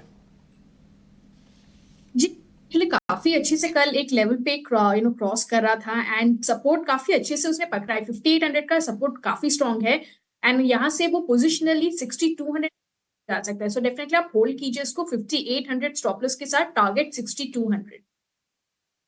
पार्थिव मैं आपसे भी टेक लेना चाहता हूँ, सरकार ने जो इंपोर्ट ड्यूटी कम की है जो पार्ट्स वगैरह पे, कुछ और भी सरकार इंसेंटिव दे सकती है बजट में, ऐसा समझ में आ रहा है, क्योंकि डिजिटल एज में है और इंडिया तो नंबर 1 है, आपको पता है इसी सेगमेंट में। तो एक बार जरा आपका टेक क्या होगा डिक्सन पे? डिक्सन का बहुत बड़ा यूनिट है, मैं आपको परसेंटेज में बता देता हूँ कितनी इनकम ये कमाता है फ़ोन से। डेफिनेटली अगर आप डेटा देखें तो फ्रॉम नेट इंपोर्टर अभी इंडिया नेट एक्सपोर्टर बन रहा है इन टर्म्स ऑफ स्मार्टफोन्स। और जिस तरह का मैन्युफैक्चरिंग कैपेबिलिटी बढ़ रही है, एक पहले कंप्लेन ये थी कि पूरा बैकवर्ड इंटीग्रेशन नहीं है बिकॉज ज्यादातर कंपोनेंट्स बाहर से इंपोर्ट होते हैं और यहाँ पे सिर्फ असेंबली होती है। लेकिन अभी गवर्नमेंट का और इंडस्ट्री का फोकस ये भी है कि ज्यादातर जितने बन सके कंपोनेंट्स यहाँ पे मैन्युफैक्चर करें तो ओवरऑल प्रोडक्टिविटी काफी एनहांस हो। तो डिक्सन टेक डेफिनेटली इसमें काफी आगे है। उन्होंने बहुत शानदार मैन्युफैक्चरिंग लाइंस डाली है not only here EMS segment के अंदर। अगर मैं देखूँ तो Dixon tech in terms of television manufacturing, in terms of washing machines, हर एक जो इंपॉर्टेंट कैटेगरीज है जो बहुत ही अंडर पेनिट्रेटेड है वहाँ पे काफी बड़ा उनका कैपेसिटी है। तो लॉन्ग टर्म के लिए से Dixon tech is a very good company to hold on. ठीक है, शिल्पा राउत हमारे साथ आ चुके हैं। ऑलरेडी आपको फंडा और टेक्निकल कॉल मिल चुकी है। 50 रुपये पे हमने एक खबर आपके सामने रखी थी, 71 पे हो गया। शिल्पा राउत जिसने कल ही आपको बता दिया था कि डिक्सन की कॉल आपको ले लेनी चाहिए, आपको जोरदार प्रॉफिट होगा। कल मेरा थोड़ा मन दाएं बाएं था जब शिल्पा बताती। शिल्पा बहुत शुक्रिया, थैंक यू वेरी मच। आपने कल डिक्सन टेक्नोलॉजी की कल कॉल दी थी ना? जी डिम्पी जी। देखिए अब हम आपको क्या बताओ, क्या आपको बधाई दें, कैसे दें आपको बधाई? ये आपको कैसे पता लगा कि डिक्सन पे कोई पॉजिटिव खबर आ सकती है और ये चल सकता है? आपने कोई डाटा वाटा चेक किया है? कैसे आपका कोई लिंक था, सोर्स था? नहीं डिम्पी जी, हम लोग एज एनालिस्ट ओनली डेटा पे देखते हैं। जैसे मैंने कल बताया भी था कि डिक्सन का सपोर्ट इस लेवल पे है जहां पे हमको लगता है कि इनफैक्ट पोजिशनली भी 6500 के टारगेट से कल जैसे हमने डिस्कस किया था, तो रिस्क रिवॉर्ड बहुत फेवरेबल है। तो जब रिस्क रिवॉर्ड फेवरेबल रहता है तो वो ट्रेड लेना ही चाहिए, भले मतलब आपको छोटा सा स्टॉप लॉस रहता है और व्यू सही जाता है तो टारगेट आपके बड़े रहते हैं। तो आई ऑलवेज प्रेफर ट्रेड जहाँ पे रिस्क रिवॉर्ड फेवरेबल रहे। तो उसके हिसाब से डिक्सन को मैंने दिया था। और वैसे भी I like this counter lot, मैं बहुत बार रेकमेंड करती रहती हूँ डिक्सन। ये जो आपका टारगेट हिट हो गया 270 जी, 253 का हाई लिया है तो it's almost there, but I believe यहाँ पे अगर आप फेल भी कर सकते तो कीजिए। यहाँ पे मुझे 6500 के टारगेट दिख रहे हैं। ओह बहुत ही बढ़िया, शानदार, थैंक यू वेरी मच। आपने हमारे शॉर्ट नोटिस से फ़ोन करते ही आपने फ़ोन उठा लिया और आपकी मेरे को कॉल अच्छे से याद थी। मैं आपको सच्ची बात बताऊं, मैं बहुत ऑनेस्ट रहता हूं टीवी पे बोलते समय, आपसे बात करते समय। मेरे को कल ना थोड़ा डाउट हो रहा था, पता नहीं डिक्सन चलेगा नहीं चलेगा, मैडम बड़ी रिस्की कॉल दे रही है। लेकिन आज मेरे को एक कॉन्फिडेंस हो गया कि हमेशा मैं ही गलत होता हूँ, हमेशा मेहमान ही हमारे ठीक होते हैं। इसलिए आप सबका बहुत बहुत शुक्रिया, बहुत कुछ सीखने को मिल रहा है। मेरी जो जर्नी रही है 18 स्वदेश में पिछले 2 साल की, मैंने भर भर के सीखा आपसे। आप सबका बहुत बहुत शुक्रिया। Shilpa thank you very much, ये ट्रेड हमको नोटिस करवाने के लिए thank you very much. Target भी हिट करवाया, बहुत अच्छे से बताया भी, इसके लिए बहुत शुक्रिया। सोनी आपका जो ट्रेड है अपोलो टायर्स, वो हो गया टारगेट हिट या अभी पेंडिंग है? जी, यहाँ पे मैंने 555 का टारगेट दिया था। आई थिंक यहाँ पे काफी अच्छे से आज चला है, फ्रेश ब्रेकआउट भी है इनफैक्ट। सो ट्रेल कर दीजिए स्टॉप लॉस अपने कॉस्ट के ऊपर। हमने जब रेकमेंड किया था 538 539 के रेंज पे किया था, ऑलमोस्ट 546 हो गया है। सो इंट्राडे ट्रेडर्स प्रॉफिट बुक ले सकते हैं। पोजिशनली आप होल्ड कीजिए फॉर 555 टारगेट। गोडफ्रे फिलिप्स आ गया 12% ऊपर, सिगरेट वाली सारी कंपनीज में गोडफ्रे फिलिप्स है। इसका पीयर दिखा दो जरा, आईटीसी इसका पीयर है, इसका एक और पीयर भी है, रुको मैं एक मिनट नाम बता। अच्छा वो पार्थिव 29% डिक्सन का आता है मोबाइल से। मैंने आपसे वादा किया था, मैं बताता हूँ मैं कितना आता है उसका। तो उसका 29% आता है मोबाइल से, तो डिक्सन टेक्नोलॉजीज उसकी बात से ऊपर हुआ है काफ़ी। अच्छा अब मैं आपको जरा बताता हूँ, ये मैं पूछ रहा था शेयर आपसे, कौन सा शेयर था मैं भूल गया। गोडफ्रे फिलिप्स करीब 10% ऊपर है ना, 11-12%। सुमित जी थोड़ी देर पहले मैंने आपसे पता किया था गोडफ्रे फिलिप्स। सर आप जो बता रहे थे इसमें मैंने पीयर भी चलवा रहा हूँ, वीएसटी इंडस्ट्रीज और आईटीसी, इन दोनों को भी जरा चेक कर लो सर। इन दोनों में कोई ट्रेड बनता है क्या, वीएसटी और आईटीसी में? जी देखिए वीएसटी का अगर चार्ट देखें तो अभी भी एक बेस बना रहा है स्टॉक और अपने तीनों मूविंग एवरेजेस के नियर बाय ही सपोर्ट ले रहा है। तो अगर कोई एग्रेसिव प्लेयर है, बिल्कुल यहाँ पे आप एक पोजीशन बनाइए। करंट मार्केट प्राइस है 3600, यहाँ पे एक स्ट्रिक्ट स्टॉप लॉस जो आपको मेंटेन करना है दैट इज 3450। और जहाँ पे आईटीसी की बात हो रही है, देखिए आईटीसी में मैं थोड़ा सा यहाँ पे वेट करूंगा, क्योंकि आप रिसेंटली मूव जो देखेंगे एक डबल टॉप टाइप फॉर्मेशन है, लेकिन एक ब्रेकडाउन आया हुआ है यहाँ पे ट्रेंड लाइन का, और अपने तीनों मूविंग एवरेजेस के नीचे है। तो फिलहाल के लिए मैं आईटीसी को अवॉइड करूंगा। आईटीसी को अवॉइड करने के सलाह निफ्टी या बैंक निफ्टी को दिखाइए। निफ्टी 21,500 के ऊपर आके अब जो है ट्रेड करता हुआ दिख रहा है। कह सकते हैं कि ये दिन के ऊपरी स्तर के आसपास ही पहुंचता हुआ दिख रहा है वापस से। डिम्पी क्या लग रहा नहीं है? अभी रुकना चाहिए। देखिए मैंने कहा था कि 21,500 के या तो ऊपर आने दो या 21,300 आने दो, अभी आया 21,500 के ऊपर, थोड़ा रुकना चाहिए। इसमें ना रिलायंस की एक्स्ट्राऑर्डिनरी वेटेज आ गई। आप जरा रिलायंस इंडस्ट्रीज जरा दिखाइए, आपको पता लगेगा रिलायंस थोड़ा ना 1% मूव है ऊपर है। सभी शेयर्स का योगदान, सभी शेयर्स का पार्टिसिपेशन उतना जोरदार नहीं है, इसलिए ये कंसोलिडेशन करेगा। मैंने आज सुबह भी आपसे कहा था कि अर्निंग्स और वेटेज का आज ऐसा संगम चलेगा ना कि बाजार को साइडवेज करके छोड़ देंगे। तो कुछ ऐसा ही दिख रहा है। थोड़ा रुक जाते हैं, थोड़ा महंगा सौदा ले लेंगे, थोड़ा रुक जाते हैं 5-7 मिनट और ट्रेड समझ में आएगा तो बात करेंगे आपके एक सेक्टर देखिए जहाँ पर तेजी देखने को मिल रही है और इस सेक्टर से सबसे ज़्यादा उम्मीद है कि बजट में ऐलान हो सकता है। एग्रीकल्चर सेक्टर से कुछ स्टॉक्स देखिए, बेयर क्रॉप साइंस करीब 5% की मजबूती के साथ कारोबार कर रहा है। अभी लिया हमने बेयर क्रॉप साइंस, यूपीएल देखिए उसमें एक अच्छी मजबूती देखने को मिली और पीआई इंडस्ट्रीज, तो ये अलग सेक्टर्स के ऐसे स्टॉक्स है जहाँ तेजी देखने को मिली। लेकिन एक और सेक्टर देखिए जहाँ खरीदारी देखने को मिली है, L&T finance, Mahindra and finance, दोनों शेयर में एक अच्छी मजबूती देखने को मिली है। इन दोनों शेयर में से L&T फाइनेंस और महिंद्रा फाइनेंस, इन दोनों शेयर में से कोई पसंद आ रहा है कि आपको? सोनी यहाँ पे L&T फाइनेंस बेटर लग रहा है और टेक्निकल चार्ट्स पे भी अगर हम देखेंगे, डेरिवेटिव पे भी देखेंगे तो L&T फाइनेंस पे स्ट्रक्चर बेटर है और काफी अच्छे से। एक उसका रेजिस्टेंस है 175, ऑलमोस्ट उसको टेस्ट करने के लिए तैयार है। सो 171 से लेके 175 का भी एक छोटा ट्रेडिंग आपको कॉल मिल सकता है। 167 स्टॉप लॉस मेंटेन कीजिए। 175 को ब्रेक करते हैं तो वहां पे आपको फ्रेश ब्रेकआउट, फ्रेश रैली नजर आएगी 180 182 की तरफ। सो काफी अच्छा रिस्क रिवॉर्ड रेशियो बहुत फेवरेबल है। 167 स्टॉप लॉस के साथ आप इसको होल्ड कीजिए। अल्टीमेट टारगेट 180 182 के लिए 80 तक का लक्ष्य देखने को मिल सकता है। 167 रुपये का आपको उसमें स्टॉपर्स लगाना है। एक शेयर देखिए सुमित, अभी भी मजबूती देखने को मिल रही है। जब मैंने निकाला था तब करीब 3% के आसपास की मजबूती थी, करीब 8% ऊपर है। पटेल इंटीग्रेटेड लॉजिस्टिक्स 22-23 रुपये का शेयर है, लेकिन आज देखिए एक अच्छी मजबूती देखने को मिल रही है शेयर में। क्या रहा होगी यहाँ से और तेजी बढ़ती हुई दिख रही है क्या शेयर में?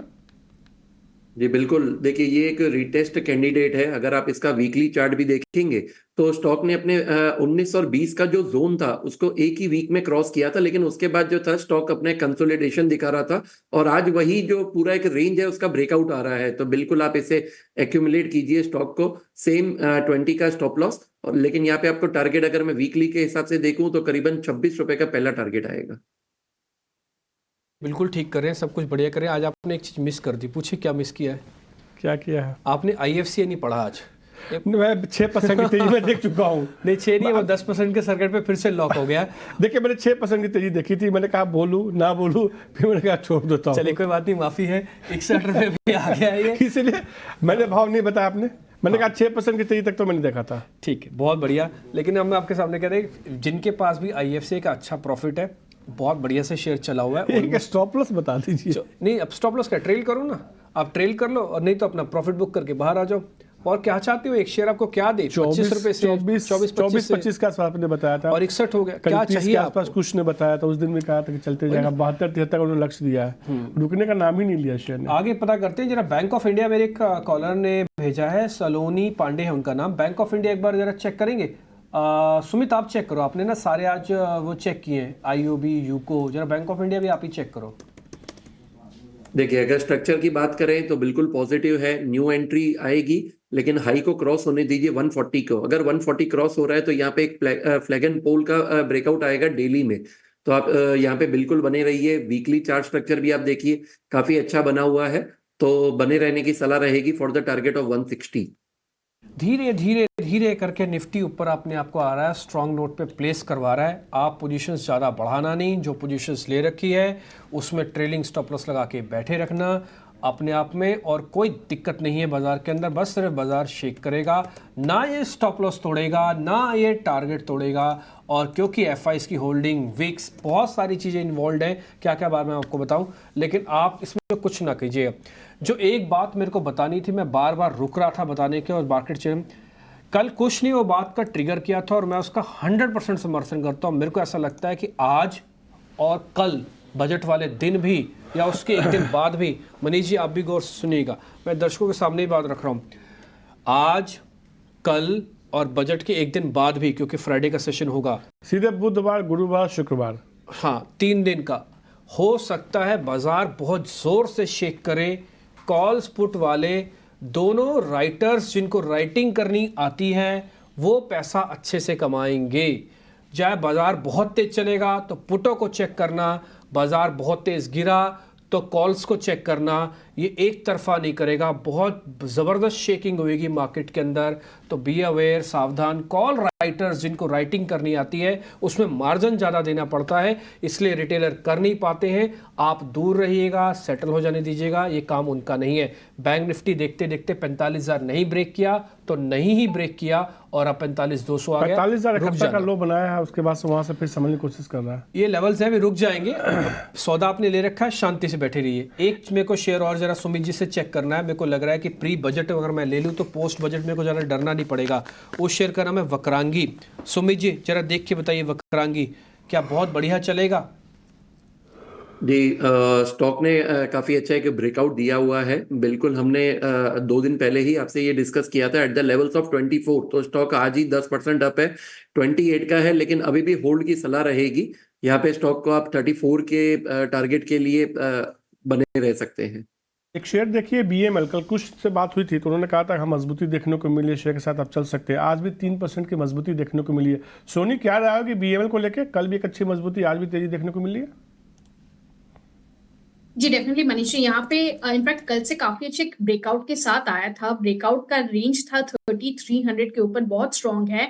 अगर कोई कल से लेके रखे तो 3300 पे स्टॉप लॉस ट्रेल कर दीजिए और टारगेट ऑलरेडी 3600 पे था, पार्शियल प्रॉफिट बुक कीजिए। अभी भी काफी स्ट्रांग लग रहा है स्टॉक। पोजिशनली आप देखेंगे तो 3700 3750 तक जा सकता है, सो वहां तक आप एक बार बुक कर सकते हैं। एक शेयर और देखिए सुमित, आज मजबूती देखने को मिली, थोड़ी चर्चा इसकी कम होती है। एवरेस्ट कांटो सिलेंडर करीब 5.5-6% के आसपास की मजबूती देखने को मिली है शेयर में। अभी तक 4-5 सत्रों से देखिए कि खरीदारी शेयर में देखने को मिली है। क्या और मजबूती देखने को मिल सकती है? 145-146 का जोन दिख रहा है क्या शेयर में? मनी जी, स्टॉक ने देखिए काफी टाइम कंसोलिडेट किया हुआ है। जो पिछला हाई बना था स्टॉक का दैट वाज अराउंड 150, उसके बाद थोड़ा सा प्रॉफिट बुकिंग आया था और ये काफी एक अच्छी साइन भी होती है। लेकिन अगर ओवरऑल स्ट्रक्चर देखें तो एक अपवर्ड चैनल बना हुआ है, हायर हाई हायर लो का फॉर्मेशन भी बन रहा है। तो यहाँ पे मैं आज के सिर्फ एक क्लोजिंग का वेट करूंगा। अगर स्टॉक 142 के ऊपर यहाँ पे क्लोजिंग बेसिस पे आ रहा है तो बिल्कुल एक यू बॉटम बनाएगा टिल द लेवल्स ऑफ 150, और 150 के ऊपर अगर मुझे क्लोजिंग मिल रहा है तो ये 170 की तरफ भी अप्रोच कर सकता है। तो यहाँ पे थोड़ा सा मैं वेट करना चाहूंगा। एक शेयर डीपी देखी है जिसकी सोनी ने सुबह बात की थी, दिन के ऊपरी स्तर पे 150 के आसपास भी पहुंचा है। नैल्को देखिए क्या शानदार तेजी देखने को मिल रही है, धीरे धीरे धीरे 3% के आसपास की मजबूती देखने को मिली। 155-158 का उन्होंने टारगेट दिया है, तो एक अच्छी मजबूती देखने को मिली। सोनी 155 आज आ रहा है। जी definitely Manish ji, in fact hold कीजिए। अच्छा तो ब्रेकआउट अभी 150 के ऊपर तो उसका ब्रेकआउट कंफर्म होगा। मैंने मॉर्निंग में थोड़ा सा प्रीएम्प्ट करके दिया था, बट ग्लैड कि वो ऑलमोस्ट सही आ रहा है। और 150 के ऊपर इसका फ्रेश ब्रेकआउट जब आएगा तो आपको डेफिनेटली 155-158 तक दिखाएगा। स्टॉप लॉस ट्रेल करते जाइए, मार्केट वॉलेटाइल है डेफिनेटली, सो स्टॉप लॉस आप ट्रेल करते जाइए, लॉस के लिए मत रुकिए। अगर आपको इंट्राडे में प्रॉफिट अच्छे से आपको लग रहा है तो आप बुक भी कर सकते हैं। पोजिशनल ट्रेडर्स 155 टारगेट के लिए डेफिनेटली होल्ड कीजिए। देखिए सर, निफ्टी ऊपर आ गया और आप कैंडल चार्ट दिखाइए। बैंक निफ्टी देखिए, एक्चुअली में निफ्टी तो ठीक ही है 500 के ऊपर, कि मुझे लगता है 2 मिनट पहले चर्चा हुई थी। हाँ, तभी 21,510 के आसपास था। हाँ, 50 पॉइंट की रैली केवल 2 सवाल के दौरान हो गया। बैंक निफ्टी दिखाइए,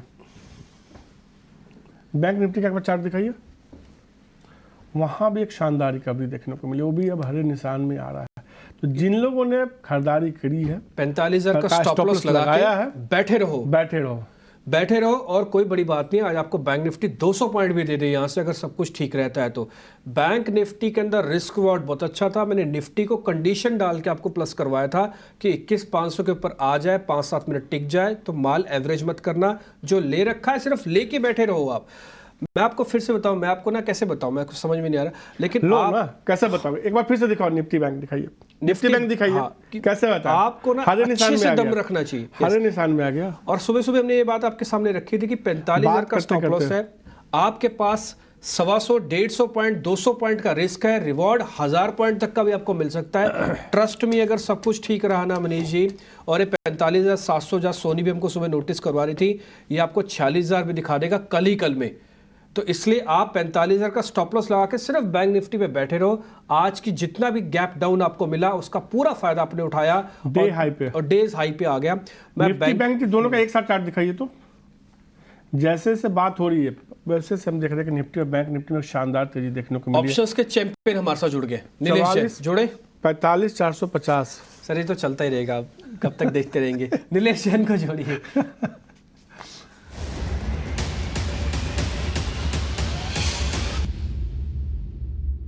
नीलेश जी बहुत बहुत शुक्रिया, थैंक यू वेरी मच आज समय देने के लिए। सर क्या आज आपके पिटारे में बढ़िया सा ऑप्शन वाला ट्रेड?